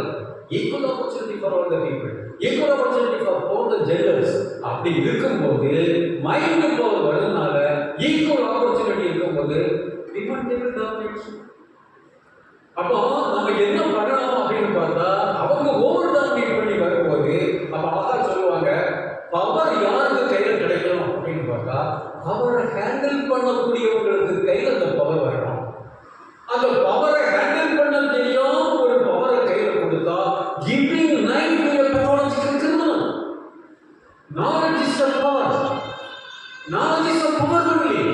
ஆனா power it is just like a knife, it is a weapon, but that weapon doesn't know whether to cut the throat or to cut the apple, distribute the apple. ஒரு ஆப்பிளை வெட்டி எல்லாத்துக்கும் கொடுக்குமா அல்லது கழுத்து அறுக்கணும் அப்படிங்கிறது வெப்பனுக்கு தெரியாது, கத்திக்கு தெரியாது. It doesn't have the deciding factor. அது வந்து டிசைடிங் பவர் கிடையாது. It is only அப்ப அதை ஹேண்டில் பண்ணக்கூடிய ஒரு மைண்ட் வேணும். அந்த மைண்ட் இல்லாமல் பவர் நமக்கு கையில கிடைக்கும் போது அப்ப அது எப்படி இருக்கும்? the whole world will be a better. அது ஒரு lunatic asylum மாதிரி ஆகிடும். அதனால தான் இன்னைக்கு பெஸ்ட்ல ஓவர் பவர் இருக்கும்போது அதான் ரொம்ப அழகா சொல்லுவாரு they are mimicking the men. Dress வந்து ஆம்பளைக்குள்ள ட்ரெஸ் லேடிஸ் சொன்னா இந்த இந்த இந்த இந்த ஃபிளாக் வந்து இந்த பக்கம் இடது பக்கம். இப்போ நீங்க முன்னால பார்க்க சொன்னீங்க லேடிஸுக்குள்ள ஷர்ட்டா ஜென்ஸுக்குள்ள ஷர்ட்டா. நீ கொடுத்த ஷர்ட்ல லேடிஸுக்குள்ள ஷர்ட் ஜென்ஸுக்குள்ள ஷர்ட்னா ஜென்ஸுக்கு ஷர்ட் இந்த பக்கமா இருக்கும், லேடிஸுக்கு ஷர்ட் இந்த பக்கமா இருக்கும்.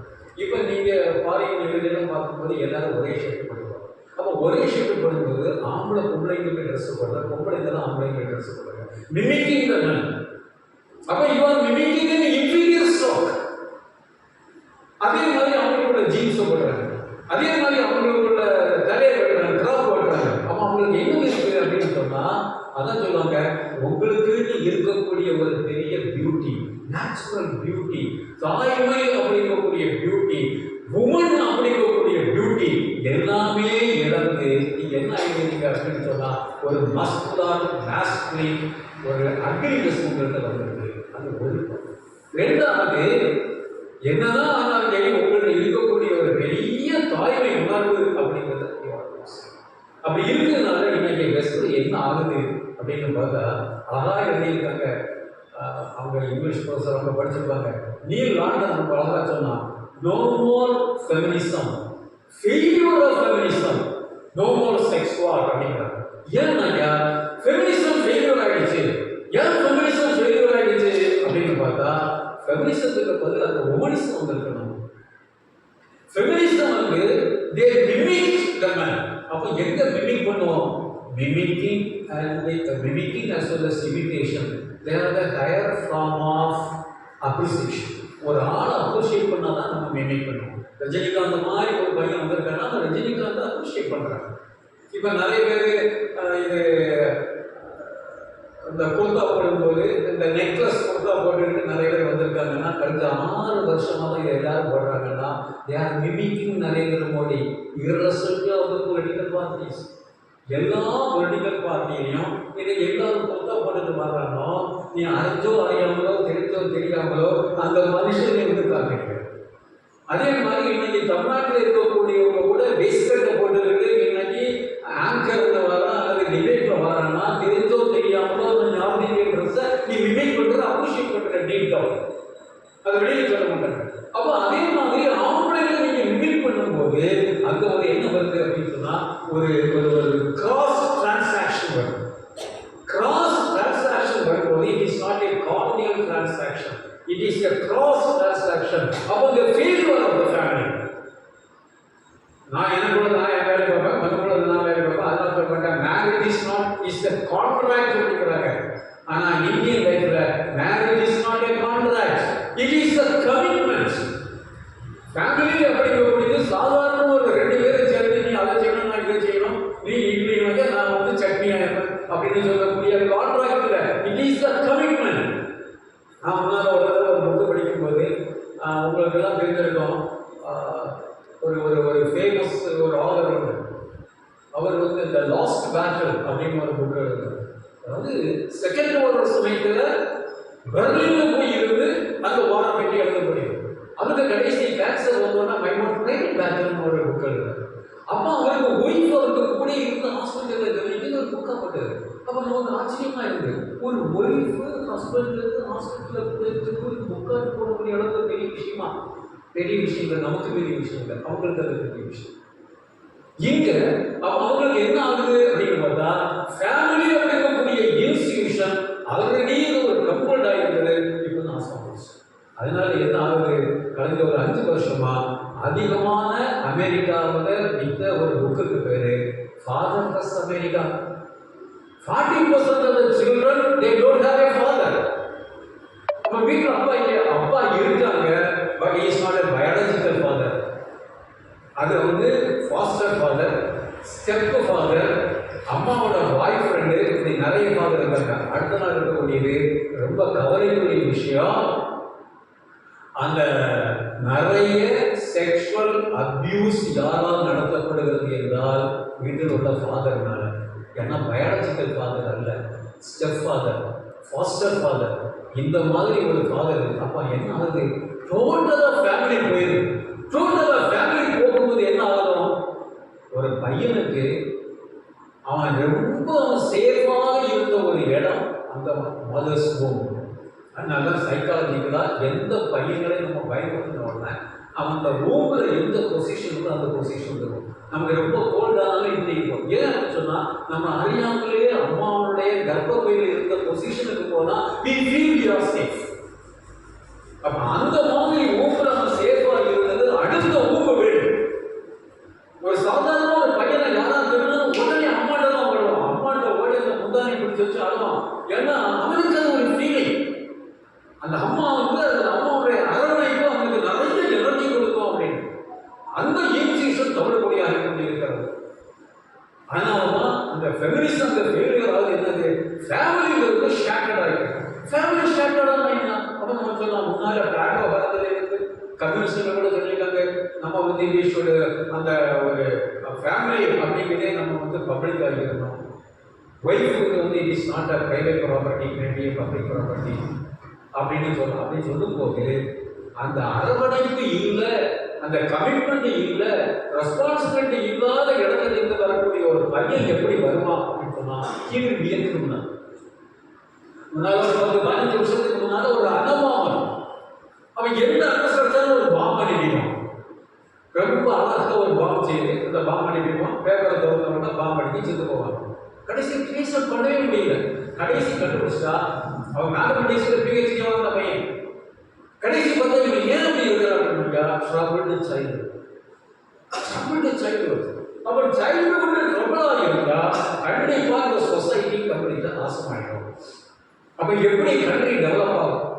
கண்ட்ரி டெவலப் ஆகணும்னா கண்ட்ரியுடைய யூனிட் நமக்கு வந்து ஒரு இண்டிவிஜுவல் நல்லா இருந்தா கண்ட்ரி எப்படி கண்ட்ரி நல்லா இருக்க முடியாது. அப்ப இந்தியா டெவலப் ஆகணுமானால் இண்டிவிஜுவல் கண்டிப்பாக நல்லா இருக்கணும், இண்டிவிஜுவல் ஹெல்த்தியா இருக்கணும். ஆனா துரதிருஷ்டவசமாக நம்ம கான்ஸ்டியூஷன் எழுதும் பொழுது இண்டிவிஜுவலை மையப்படுத்தி நம்ம கான்ஸ்டியூஷன் எழுதணுமா அல்லது கம்யூனிட்டி டெவலப்மெண்ட் கான்ஸ்டியூஷன் எழுதணுமா அப்படிங்கும்போது வல்லபாய் பட்டேல், ராஜாஜி, ராஜேந்திர பிரசாத் இவங்க எல்லாமே கம்யூனிட்டியை பேஸ் பண்ணி அதான் யூனிட்டா இருக்கணும் அப்படின்னாங்க. ஜவஹர்லால் நேரு, அம்பேத்கர் மட்டும்தான் இண்டிவிஜுவலை பேஸ் பண்ணி கான்ஸ்டியூஷன் இருக்கணும் அப்படின்னு சொன்னாங்க. அம்பேத்கர் ஏன் சொன்னாரு அப்படின்னு சொன்னா ஒரு கம்யூனிட்டியா இருக்கிறதுனால, சமூக அமைப்பாக இருக்கிறதுனால அவருடைய கம்யூனிட்டிக்கு நடந்த தீமைகள் அவருடைய நியாயமான ஒரு. ஆனா ஜவஹர்லால் நேரு அப்படி சொன்னார் அப்படின்னு சொன்னா இந்தியாவுடைய ஆன்மாவை அவர் படிக்க தவறிவிட்டார். அதனால இன்னைக்கு இண்டிவிஜுவலா நம்ம எல்லாருமே செல்ஃபிஷ் ஆயிட்டோம். நமக்கு யூனிட் ஃபேமிலி இந்தியாவுடைய. அதனாலதான் அவங்க சொன்னாங்க ஒரு 10-20 வருஷத்துக்கு முன்னால ரீடர்ஸ் டைஜஸ்ட்ல ஒரு பெரிய ஆர்டிகல் வந்து why Indian children they excel in studies அப்படின்னு ஒரு ஸ்டடி பண்றாங்க. அப்ப அவங்க சொல்றாங்க வேற ஒண்ணு இல்லை, அந்த வீட்டுக்குள்ள போயாச்சுன்னு சொன்னா அந்த பையன் ஸ்கூல்ல புக்கை வச்ச உடனே அம்மா உடனே டீச்சர் ஆயிடுறா, அப்பா டீச்சர் ஆயிடுறாரு, மாறி மாறி அந்த பிள்ளைங்களுக்கு அந்த பையனை திரும்ப கொண்டு வரணும் அவங்களுடைய அஜெண்டா ஃபோக்கஸ். அதுக்கப்புறம் அவங்களுக்கு கொண்டு போறதில்லை. The family is very strong. அந்த பையன் ரொம்ப ஹாப்பியா இருக்கிறான். அதனால their family, it is a home and it is not a house. The home is built up of sacrifice and love. Unfortunately, our homes are built up by martyrs and bricks. நமது வீடுகள் செங்கலாலும் சாந்தலாலும் கட்டப்படும் பொழுது அவருடைய வீடுகள் தியாகத்தாலும் அன்பாலும் கட்டப்படுகிறது. அதனால தான் அந்த பயன் அந்த சர்வீஸ் செய்யலாம். அதனால இன்னைக்கு அமெரிக்காவில் எப்படி இருக்கு, 30-40 வருஷத்துக்கு முன்னால நம்ம சுதந்திரம் வாங்கும் போது உணவுக்காக நம்ம பிச்சை எடுக்கும் பொழுது அங்க கார்ட்டூன் போடுவாங்களாம். சாப்பாடு கொடுக்கும் போது அம்மா சொல்லலாம் ஒழுங்கா சாப்பாடு சாப்பிடுறதுனால உன் சாண்ட்விச்சை பக்கத்து வீட்டுள்ள இந்தியாக்காரன் தின்னு போயிடும், அவன் பல நாள் சாப்பிடாம இருக்கான், பட்டினியில் கிடக்கான் அப்படின்னு கார்ட்டூன் போடுவாங்க. இப்போ அதே அம்மா சொல்றாங்களாம் அமெரிக்காவில் அம்மா ஒழுங்கா ஹோம்ஒர்க் பண்ணு, இல்லைன்னா அவன் வேலையை பக்கத்து வீட்டில் உள்ள இந்தியா கொஞ்சம் தூக்கி போயிடும் அப்படின்னு. இதே டாமினேஷன். அப்ப இந்த டாமினேஷன் இன்னும் வருமானால் demand should be empowered, they will be empowered, but அந்த empowerment எப்படி இருக்கணும்? மேடம் சொன்ன மாதிரி value based empowerment. There should not be a responsibility. அந்த responsibility இல்லாத rights, it will lead to chaos and confusion. நம்ம எல்லாமே டியூட்டி கான்ஷியஸா இருக்கும். டியூட்டி அப்படிங்கிறது ஆங்கிலத்தில் வந்து செய்யுது. ரெஸ்பான்சிபிலிட்டி ஒரு டாக்டர் வந்து ஒரு மருத்துவர் கொடுக்குறாரு, மருத்துவர் கொடுத்துட்டு போயிடுறாரு, டியூட்டி இஸ் ஓவர். ராத்திரி ஃபோன் பண்ணி கேட்கறாரு அந்த ஆளுக்கு பிபி எப்படி இருக்கு, அந்த ஆளுக்கு ரெஸ்பிரேட்டரி சிஸ்டம் எப்படி இருக்குன்னு. It is responsibility. Cooking is the duty of a mother, but she feel and she should see whether the boy is taking the food properly or not. அவனுக்கு கதை சொல்லி அம்மையமாக சொல்லி அதை சொல்லி இதை சொல்லி அவன் சாப்பாடு கொடுக்கும்போது மிகப்பெரிய பொருளான விஷயம். அதெல்லாம் செய்யறவனுக்கு சாப்பாடு கொடுத்தான்னா the responsibility of the mother. அதனாலதான் இந்தியாவில் உள்ள பெண்கள் எம்போர் ஆகும்போது உலகத்தில் உள்ள எந்த பெண்களோட அவங்க ரொம்ப அதிகமாக எம்போராக வேற சொன்னா value based empowerment, knowing the power, acquiring the power on the basis of values. Values இல்லை அப்படின்னு சொன்னா they will become mythological criminals. அதை மனசில் கொண்டுதான் இன்னைக்கு கர்மயோகியின் சங்கத்தை நடத்துறதுக்காக நம்மளுடைய சேவா பாரதியை வந்து இது பண்ணியிருக்காங்க. கண்டிப்பாக பெண்கள் வர வேண்டும். இது மிகப்பெரிய சக்ஸஸ் ஆகணும். நம்ம செய்தி என்ன, இன்னைக்கு வந்து காலம் கணிந்து கொண்டு வருகிறது. இந்த சமயத்தில் ஒரு 10-50-60 வருஷத்துக்கு முன்னால் அந்த ஒரு மனுஷன் சொன்னாரு, West should understand so many things from the East. You give us food, natural, but don't give us a religion. We have a very strong religion. We have a strong religion. We have philosophy. Everything we have, but we don't have food. எங்களுக்கு ஃபுட்டை தரல, நாங்கள் உங்களுக்கு ரிலிஜனை தரோம். ஆனால் நீங்கள் என்ன செய்யறீங்கன்னா நீங்கள் ரிலிஜனை தரீங்க, எங்களுக்கு அது அவசியம் இல்லை. நம்மளுடைய இது வேல்யூ பேஸ்ட், மதிப்பீடு சார்ந்த வாழ்க்கை முறை.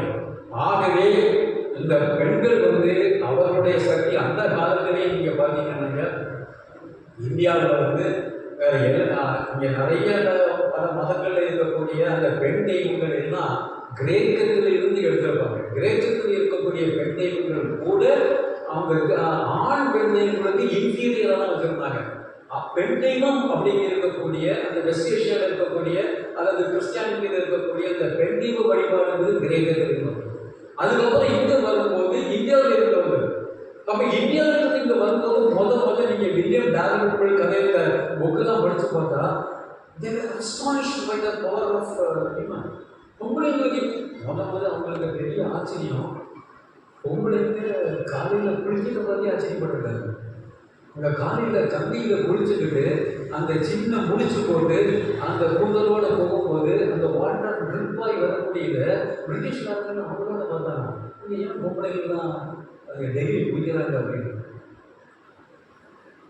அது மட்டும் இல்லை, பொம்பளைங்க வந்து நிறைய விஷயங்கள் ஈடுபட்டிருக்காங்க. பொம்பளைங்க வந்து எஜுகேஷன்ல ஈக்குவலாக இருந்திருக்காங்க, மோர் தென் ஈக்குவலாக இருந்திருக்காங்க.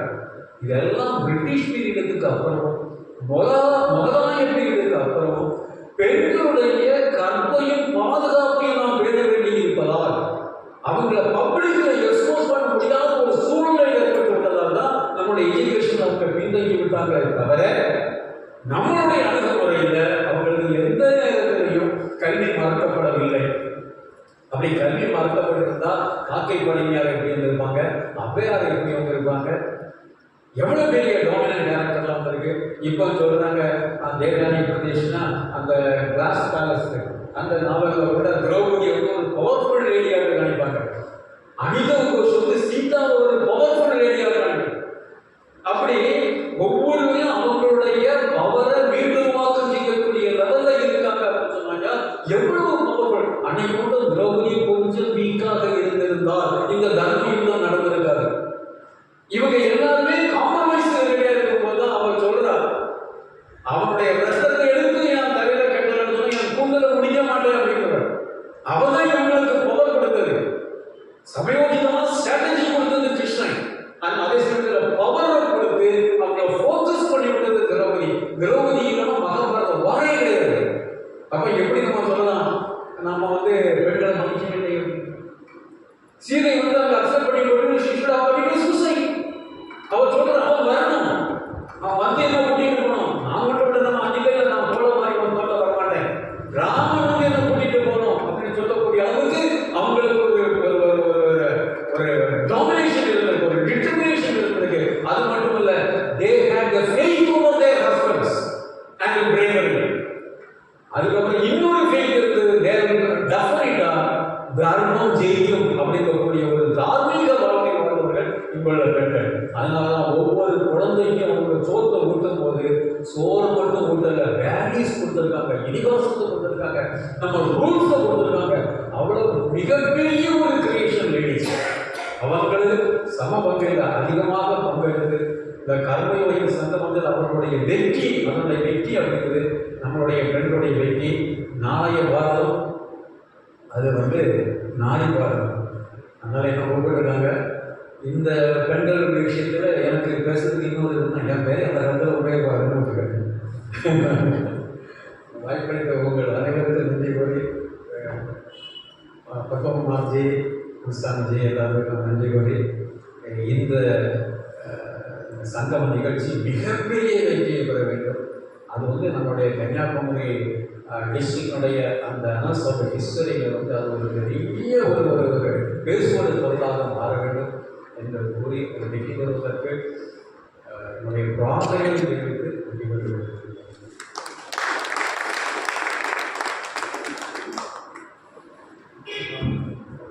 சிறப்பான முறையிலே பெண்களுடைய ஆவணம் மற்றும் சிறப்புகளை சுருக்கமாக புரிந்த ஐயாவுக்கு நன்றி. இது கர்மயோகினி சங்கமம், அதற்கான மேடை. அந்த கர்மயோகினுடைய திட்டம் உருவாக்கப்பட்டது நோக்கம், அதே கன்னியாகுமரி நடக்கணும். இந்த மாதிரி விஷயங்கள் எல்லாமே நமக்கு முன்னாடி சில விஷயங்கள் சொல்லணும். அதற்காக நம்முடைய இளவரசை பொறுப்பாளர் ஸ்ரீமான் பத்மகுமார் அவர்களை வேலைகள்.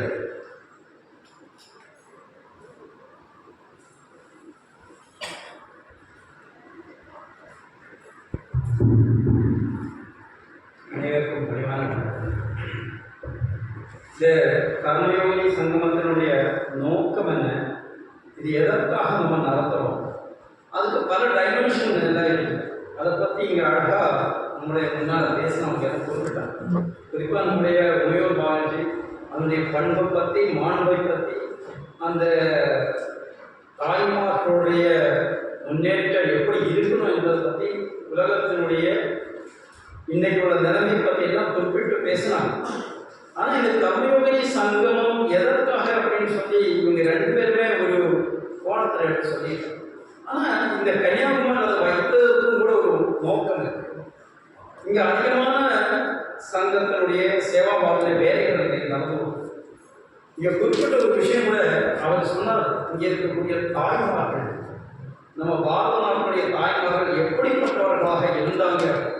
1935 பிரிட்டிஷ் பார்லமெண்ட் இதே இன்றைக்கு இருக்கக்கூடிய கல்வியை பாரத நாட்டில் உருவாக்கின்னு சொன்ன மெக்காலே, அந்த கல்விமுறையை பற்றி சொன்ன உருவாக்கிய மெக்காலையை பற்றி சொல்லும்போது சொல்லியிருக்காரு, பாரத நாட்டில் இருக்கக்கூடிய தாய்மார்கள் கல்வியை கொடுக்கும்போது அதோட சேர்த்து பண்பையும் கொடுக்குறார்கள். வேல்யூ பேஸ்ட் அவர் சொன்னார், அந்த வேல்யூ கொடுக்குறாங்க அப்படின்னு சொன்னார்.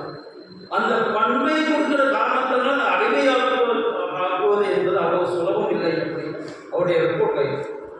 பாரத நாட்டில் இருக்கக்கூடிய தாய்மார்களுடைய வலிமைதான் பாரதத்தை பாதுகாத்துக் கொண்டிருக்கு அப்படின்னு சொல்லி இங்கே இருக்கக்கூடிய எஜுகேஷன் சிஸ்டத்தை மாற்ற வேண்டும் என்று சொல்லி தான் மெக்காலே சிஸ்டம்.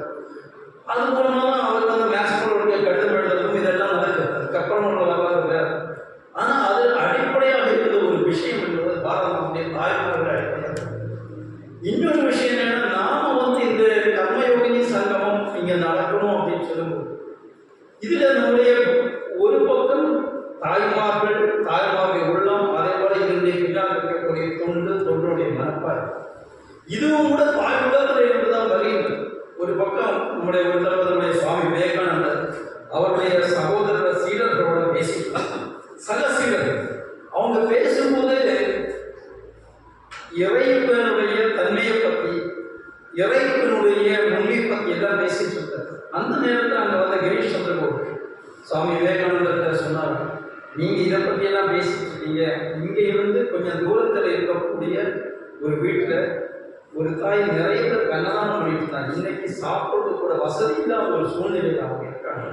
அவங்க உதவி செய்வதற்கு இன்னைக்கு யாருமே நீங்கள் இதை பற்றி பேசுறீங்கன்னு சொன்ன போது சுவாமி விவேகானந்தர் ஒரு நிமிடம் அங்கே நிறுத்தினார். அவருடைய கண்ணில் வந்து அவர் அந்த அறையை விட்டு வெளியில போனார். அந்த நேரத்தில் கிரீஷ் சந்திரகோஷ் சொன்னார், நான் ஏன் நடைமுறை மதிக்கிறேன்னு தெரியுமா, அவருடைய இந்த உள்ளத்தினாலே அப்படின்னு சொன்னார். இந்த மனப்பான்மை தான் பாரத நாட்டில் ஹிந்து வியூ ஆஃப் சர்வீஸ் அப்படின்னு நம்ம சொல்றோம். இன்னைக்கு சேவா பாரத் மும்பையில் இருக்கக்கூடிய தொண்டு அப்படின்றதுடைய முன் விஷயம் இதுதான். பிறருடைய துக்கத்தை, பிறருடைய துன்பத்தை, பிறருடைய இதை நாம் புரிந்து கொள்ளணும் அப்படின்றது. அதனுடைய அடிப்படையில் தான் நாம் இன்னைக்கு இந்த கர்மயோகி சம்மேளனம் அப்படின்னு நம்ம சொல்லும். இது அங்கே தான் நிற்கிறது. எங்கே இருந்து இந்த கர்ம யோகினி அப்படின்னு சொல்லும்போது தாய்மார்கள் ஒன்றாக நீங்க விமன் எம்பவர்மெண்ட் பற்றி அவர் நிறைய விஷயம் சொன்னார். விமன் எம்பவர்மெண்ட், அதே போல எம்பவர்மெண்ட் என்ன, பவர் என்ன, இந்த விஷயங்களை பற்றி எல்லாம் குறிப்பிட்டு சொன்னார்.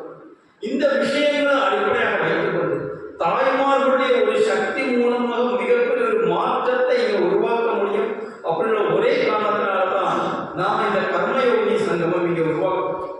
இங்கே இந்த தயாரிப்பில் இப்போ என்னன்னா, இந்த விஷயம் ஆரம்பத்தில் சர்ச்சைக்கு வருவோம். பார்க்கணும் அதில் போட்டிருக்காங்க. அதில் எந்த சினிமா ஸ்டார்ஸும் தேவையில்லை, அதேனால எந்த அரசியல்வாதியும் தேவையில்லை அப்படின்னு சொல்லுவாங்க. சமுதாய மாற்றத்துக்காக வேலை செய்யக்கூடியவங்களுடைய ஒரு குழு இருக்கும்.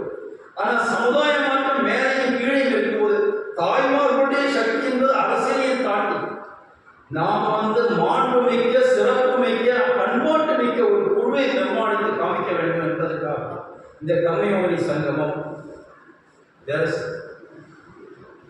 இங்கே தாய்மாருடைய ஒருங்கிணைந்த ஸ்திரீ சக்தி அப்படின்னு சொல்லக்கூடிய மகளுடைய மிகப்பெரிய ஒரு சக்தியை நாம் காமிக்கிறோம்.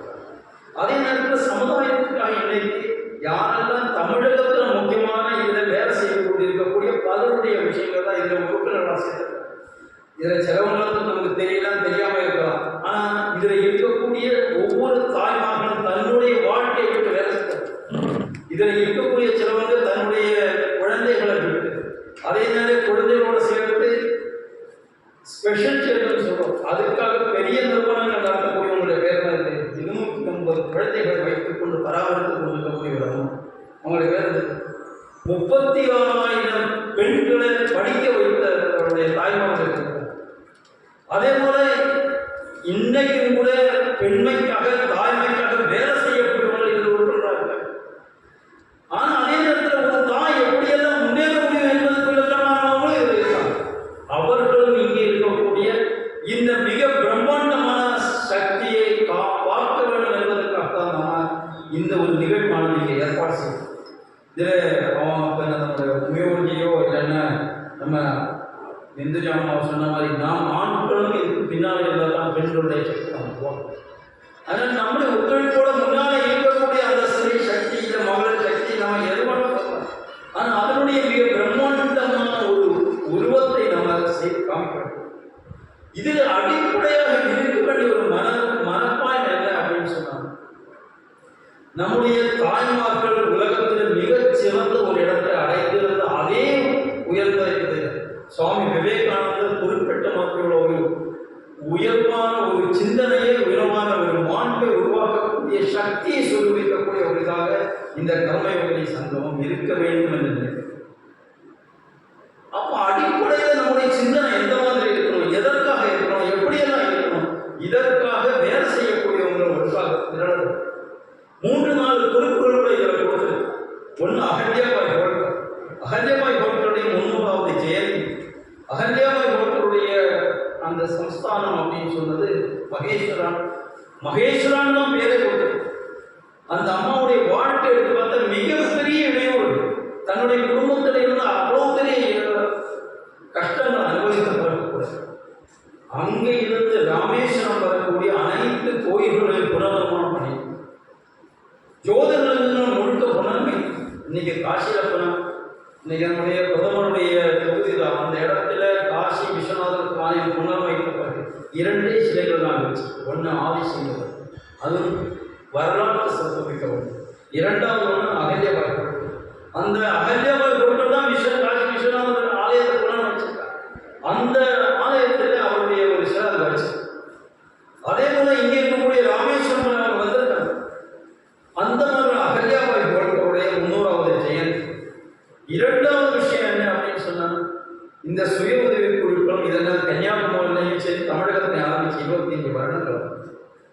3வது விஷயம் இதையோடு கிட்டத்தட்ட இந்த தமிழகத்தில் வெவ்வேறு விதமான பெரிய ஒரு திட்டங்களை அறிவிக்கணும் அப்படின்னு நினைக்கிறோம். நாட்டுக்காக சமர்ப்பணம் ஆரம்பிச்ச ப்ராஜெக்ட்ஸ் அது ஒரு அதற்காக வெவ்வேறு துறைகளில் வெவ்வேறு பகுதிகளில் இதுக்கான முயற்சிகள் நடைபெற்று கொண்டிருக்கிறது. 4வது விஷயம், நம்ம ராஷ்டிரிய ஸ்வயம் சேவக சமுதாயத்தில் மிகப்பெரிய ஒரு மாற்றத்தை ஏற்படுத்தின பாரத நாட்டிலே ஒரு பெரிய சமுதாய பரிவர்த்தனை அப்படின்னு சொன்ன நம்ம சமுதாய மாற்றத்தை ஏற்படுத்தின அந்த அமைப்பினுடைய 100வது ஆண்டு. இதையெல்லாம் மையமாக வைத்துக் கொண்டு இந்த நிகழ்வானது நடைபெறும்.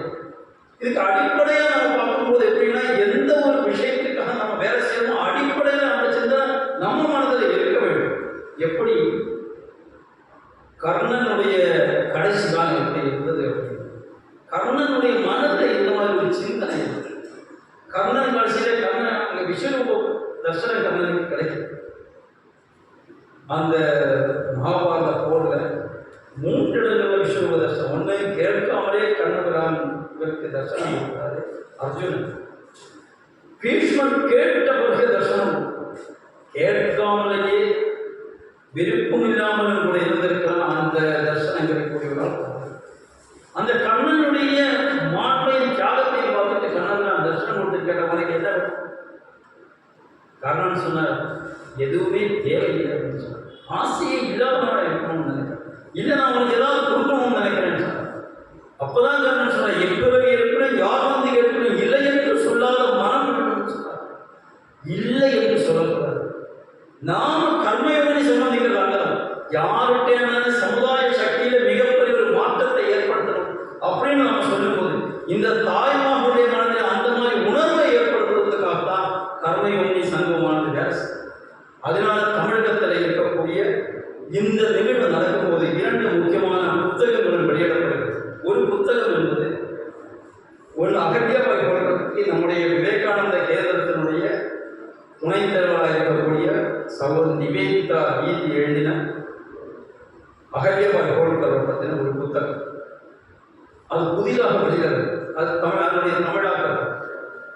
2வது புத்தகம் தமிழகத்தில் கோயில்களுக்காக, தர்மத்திற்காக, பண்பாட்டிற்காக, தன்னுடைய சந்ததியர்களுக்காக யாரெல்லாம் தாய்மார்கள் தன்னுடைய வாழ்க்கையை கொடுத்திருக்காங்களோ அவங்களுடைய வரலாறு ஒரு புத்தகமாக துவக்கப்பட்டுச்சு.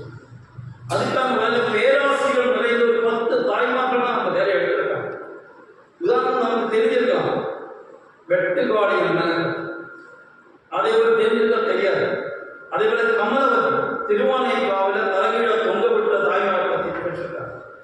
திருவானைக்காவில் முதல்ல ஒரு பெரிய போர்டு இருந்தது, அந்த கமலவதியினுடைய தியாகத்தை கொடுத்திருந்த போர்டு இன்னைக்கு அது இல்லை, ஐதீகம் மட்டும் எழுதி வச்சிருக்காங்க. அந்த கமலவதியை பற்றின வரலாறு வெள்ளையம்மாவை பற்றி இருக்கும். அதே போல தாய்ப்பாலை விரித்து விளக்கேற்றின உணவு, இந்த மாதிரி உணவுல வரலாறுகள் தொகுக்கப்பட்டு அது ஒரு புத்தகமாக வெளியிடுறது. அந்த புத்தகத்தினுடைய வேலையானது கிட்டத்தட்ட நிறைவடைகிறது. அதுக்காக ஒரு பேராசிரியர் குழுவும் அதுக்காக சிறந்த ஆசிரியர்களுடைய ஒரு குழு இந்த புத்தகம் தயாரித்து கொண்டிருக்கிறது. இந்த மாதிரி அது மட்டும் இல்லை, இந்த அதில் நிகழ்வு சின்ன தாய்மார்கள் கௌரவிக்கப்படும், யாரெல்லாம் சமுதாயத்துக்காக வேலை செய்யறாங்க. உதாரணமாக நம்ம முன்னால் இருக்கக்கூடியவங்களை கௌரவிக்கக்கூடிய ஒரு நிகழ்வு அதில் இருக்கின்றது. அந்த மாதிரி நம்முடைய சக்தியை காமிக்கக்கூடிய அந்த நிகழ்வில் இதில் கலந்து கொண்டு இருக்கக்கூடிய மிக முக்கியமான அதனுடைய சிறப்பு மிக்க பலவை இதில் கலந்து கொள்றாங்க.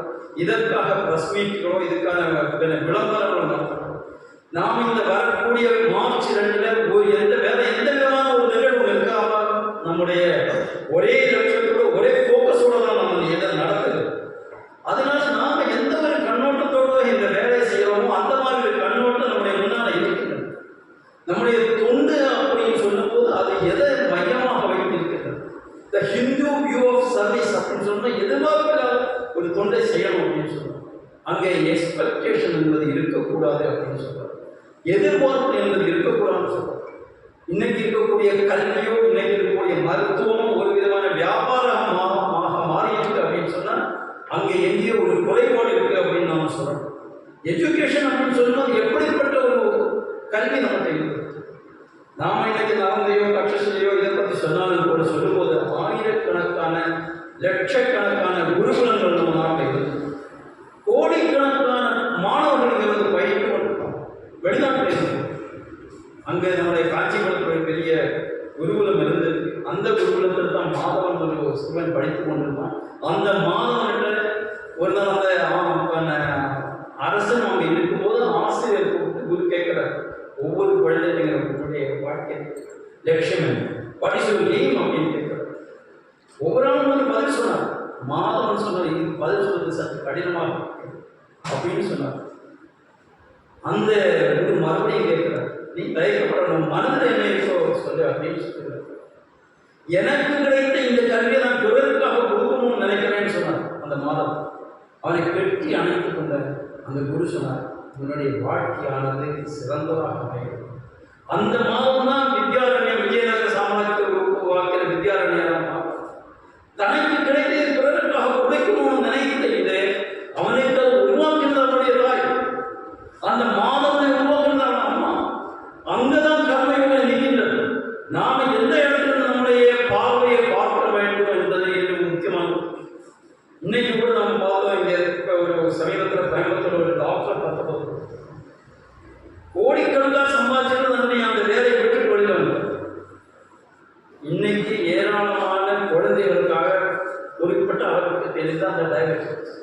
அந்த ஃபீல்டு. அந்த இடத்துல ஏராளமான குழந்தைக்கு இலவசமாக மருந்து கொடுத்துருக்கு. அவருக்கு எப்படி இந்த உணர்வு ஏற்படுதுன்னு அவருடைய அம்மா. அவர் ஒரு தடவை அப்போலோ ஹாஸ்பிட்டலில் இருந்தார். சம்பாதிக்கிறது மட்டும்தான் நோக்கமாக எடுத்துக்கொண்டார். கோடிக்கணக்கு அதெல்லாம் ஒரே நாள் விட்டுவிட்டார். என்ன ஒரே ஒரு காரணம், அவர் டாக்டர் மதுரையில் அப்போலோ ஹாஸ்பிட்டல் முன்னால் இருந்த ஒரு அம்மா ஒரு ஆட்டோவில் ஒரு பையனை கூட்டிட்டு வரும். அந்த பையன் கிட்டத்தட்ட மயக்கம் போட்டு விழுந்து கிடக்கிறார். அந்த அம்மா அதோடு போயிருக்கு. வீட்டுக்கு கொண்டு போகிற காலையில் தான் இந்த நிகழ்வு நடக்குது. ஏதோ ஒரு இன்ட்யூஷன், ஏதோ ஒரு நோக்கம், அதனால அந்த ஆட்டோ உள்ள வளர்ச்சி. இவர் அந்த எமர்ஜென்சி வார்டோட முன்னால் நின்று கொண்டிருந்தார். கிருஷ்ணன் சுவாமிநாதன் நம்மளுக்கு கேள்விப்பட்டு அவரை ஜிஹெச்சில் அந்த பையன் இறந்து போகிறதுக்கு முடிவாச்சு. நீ வீட்டுக்கு எடுத்துகிட்டு போகணும்னு சொன்னதை அந்த பையன் தூக்கிட்டு இந்த அம்மா நேரம் காலில் விழுந்தார். அவர் சொன்னாரு, அந்த பையனுடைய பிறந்த நாள் நாளைக்கு வருது, பர்த்டேயும் டெத்லேயும் ஒரு மாதிரி இருக்குமோ அப்படின்னு நான் நினைக்கிறேன், அஞ்சுக்கிறேன்னு சொன்னார். இவர் பார்த்த உடனே ஹை டைவர்ட்டிக்கெல்லாம் மனது அந்த அம்மாவுக்கு ஒரு காசு. அவர் அன்னைக்கு அந்த பையனை எமர்ஜென்சியில் அட்மிட் பண்ணார். அவனுக்கு அனைத்து விதமான இது செஞ்சு அந்த பையனை பழக்க வச்சு நெக்கு. அன்னைக்கு அவருடைய சிந்தனை மாறிச்சு. அவர் சொல்றார், இப்படிப்பட்ட ஒரு மாற்றம் எனக்கு வேண்டாம்னு சொல்லிட்டு வேலை இப்படி ஒரு மருத்துவமாச்சு. இன்னைக்கு ஏகப்பட்ட தொண்டு சேவை கிட்டத்தட்ட தமிழகத்துல எல்லா ஹாஸ்பிட்டலையும் ஃப்ரீ டயபெட்டிக் இதுக்காக அவர் ஏற்பாடு பண்ணிட்டு அவர் நிறைய உதவி பண்ணார். அதுதான். ஆனால் சிந்தனை எங்கே இருந்தது, இதுக்கு யாரு காரணமாக இருந்தது அப்படின்னு சொன்னார்.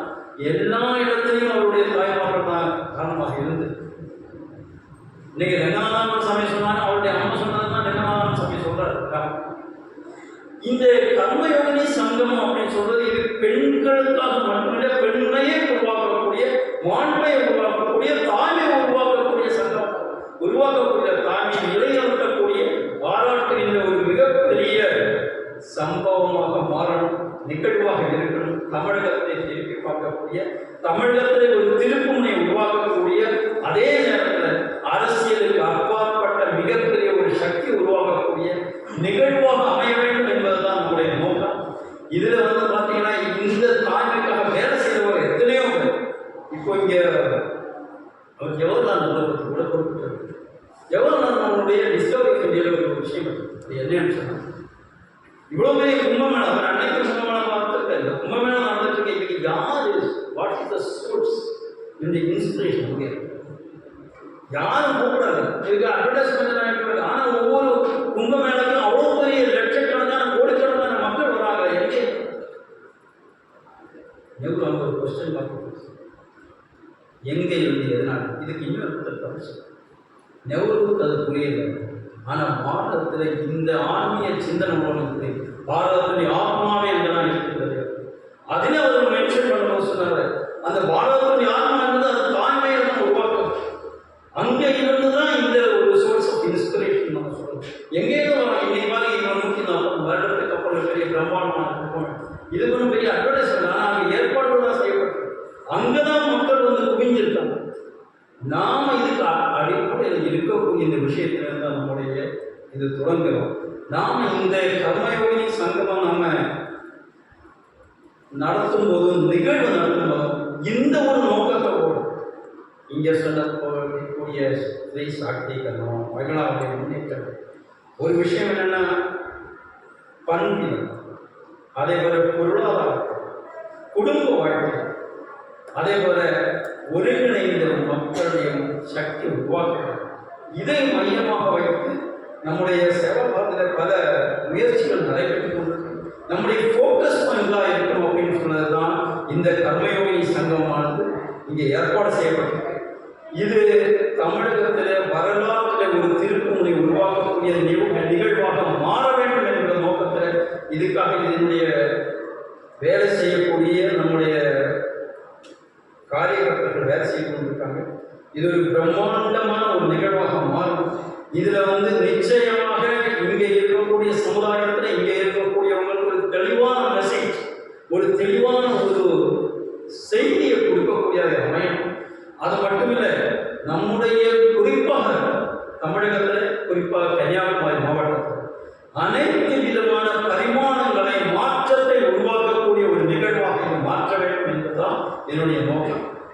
அனைவரும் இதில் கலந்து கொண்டு நமக்கும் ஏதாவது ஒரு பங்கு நாம் எடுக்கும். ஏதாவது ஒரு சின்ன வேலையாக இதுக்கு கிட்டத்தட்ட ஆயிரக்கணக்கான வேலை இருக்குது. ஒரு பக்கம் மொபிலைசேஷன் நடந்தது, ஒரு பக்கம் அதற்கான ஏற்பாடுகள் நடக்குது, ஒரு பக்கம் வெளியில இருந்து வரக்கூடியவங்களை எப்படி ஏற்பாடு பண்ணி இதுக்காக பலர் இதுக்காக வேலை செய்து கொண்டிருக்காங்க. அது மட்டும் இல்லை, சென்னையில் கூட இதுக்காக மீடியாவுக்கு ஒரு வேலை டீம் வேலை செய்யும். தன்னலம் இல்லாமல் கருதக்கூடிய அந்த வேலையை நாம் ஏதாவது ஒரு பகுதியாக எடுத்துக்கொண்டு அந்த வேலையை நாம் ஈடுபடுவோம். இந்த நிகழ்வு ஒரு பெரிய வெற்றியாக மாறுவதற்கு நம்முடைய ஒரு பங்களிப்பு அளிக்க வேண்டும் என்று சொல்லி நிறைவுக்கு வந்தாச்சு. ஒரு 10 நிமிடங்கள் நமக்கு கிடைக்க போகுதுக்கான ஏற்பாடுகள்லாம் பல்வேறு படம் நடந்துட்டு இருக்கிறது. அதில் இது கேட்கறது யாராவது?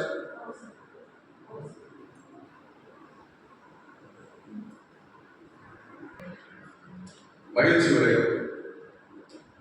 நிகழ்ச்சி கல்வியோடு சங்கமத்துடைய இந்த நிகழ்ச்சியுடைய மகிழ்ச்சி உரை சொல்வதற்காக இந்த மாவட்டத்தினுடைய செயலாளர் ஸ்ரீமான் ராமச்சந்திரன் அவர்கள், அவங்க நெய்வேலி நிலக்கரி டெக்னிக்கல் கார்பரேஷன் வேலை ஓய்வு, இந்த மாவட்டத்தில் சேவாபர செயலாளர் இருக்கிறாங்க. அவங்க நன்றி சொல்லுங்கள்.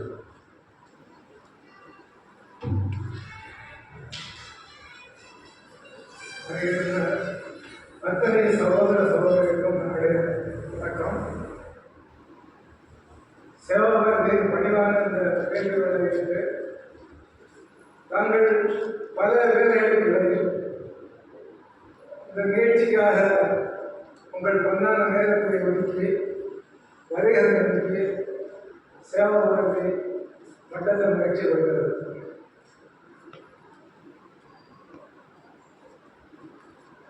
மனதால் எங்களுடைய அழைப்பினை ஏற்று உள்ளத்தால் ஒருங்கிணைத்த அத்தனை நல்வுள்ளவர்களுக்கும் சேவாபாரதி சார்பாக மட்டற்ற மகிழ்ச்சியை பகிர்ந்து கொள்கிறோம். எங்களது வேண்டுகோள் இருக்குது, இந்த அழகான இம்பீரியல் ஹாலை ஒதுக்கி தந்தவர்கள் உதவி புரிந்த இம்பீரியல் ஹால் மேனேஜ்மெண்ட்டுக்கும் அதன் உரிமையாளர்களுக்கும் எங்களது சிறந்தார்ந்த நன்றியினை தெரிவித்து வருகிறோம். உங்களது மனம் எங்களது இயக்கத்தோடு இணைந்து செயல்பட வாழ்த்துக்கிறேன்.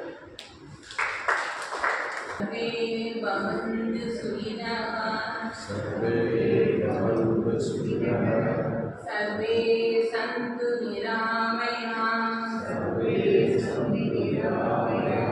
सर्वे भद्राणि पश्यन्तु,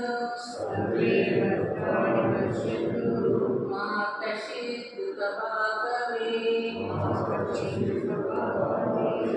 ॐ शान्ति शान्ति शान्ति।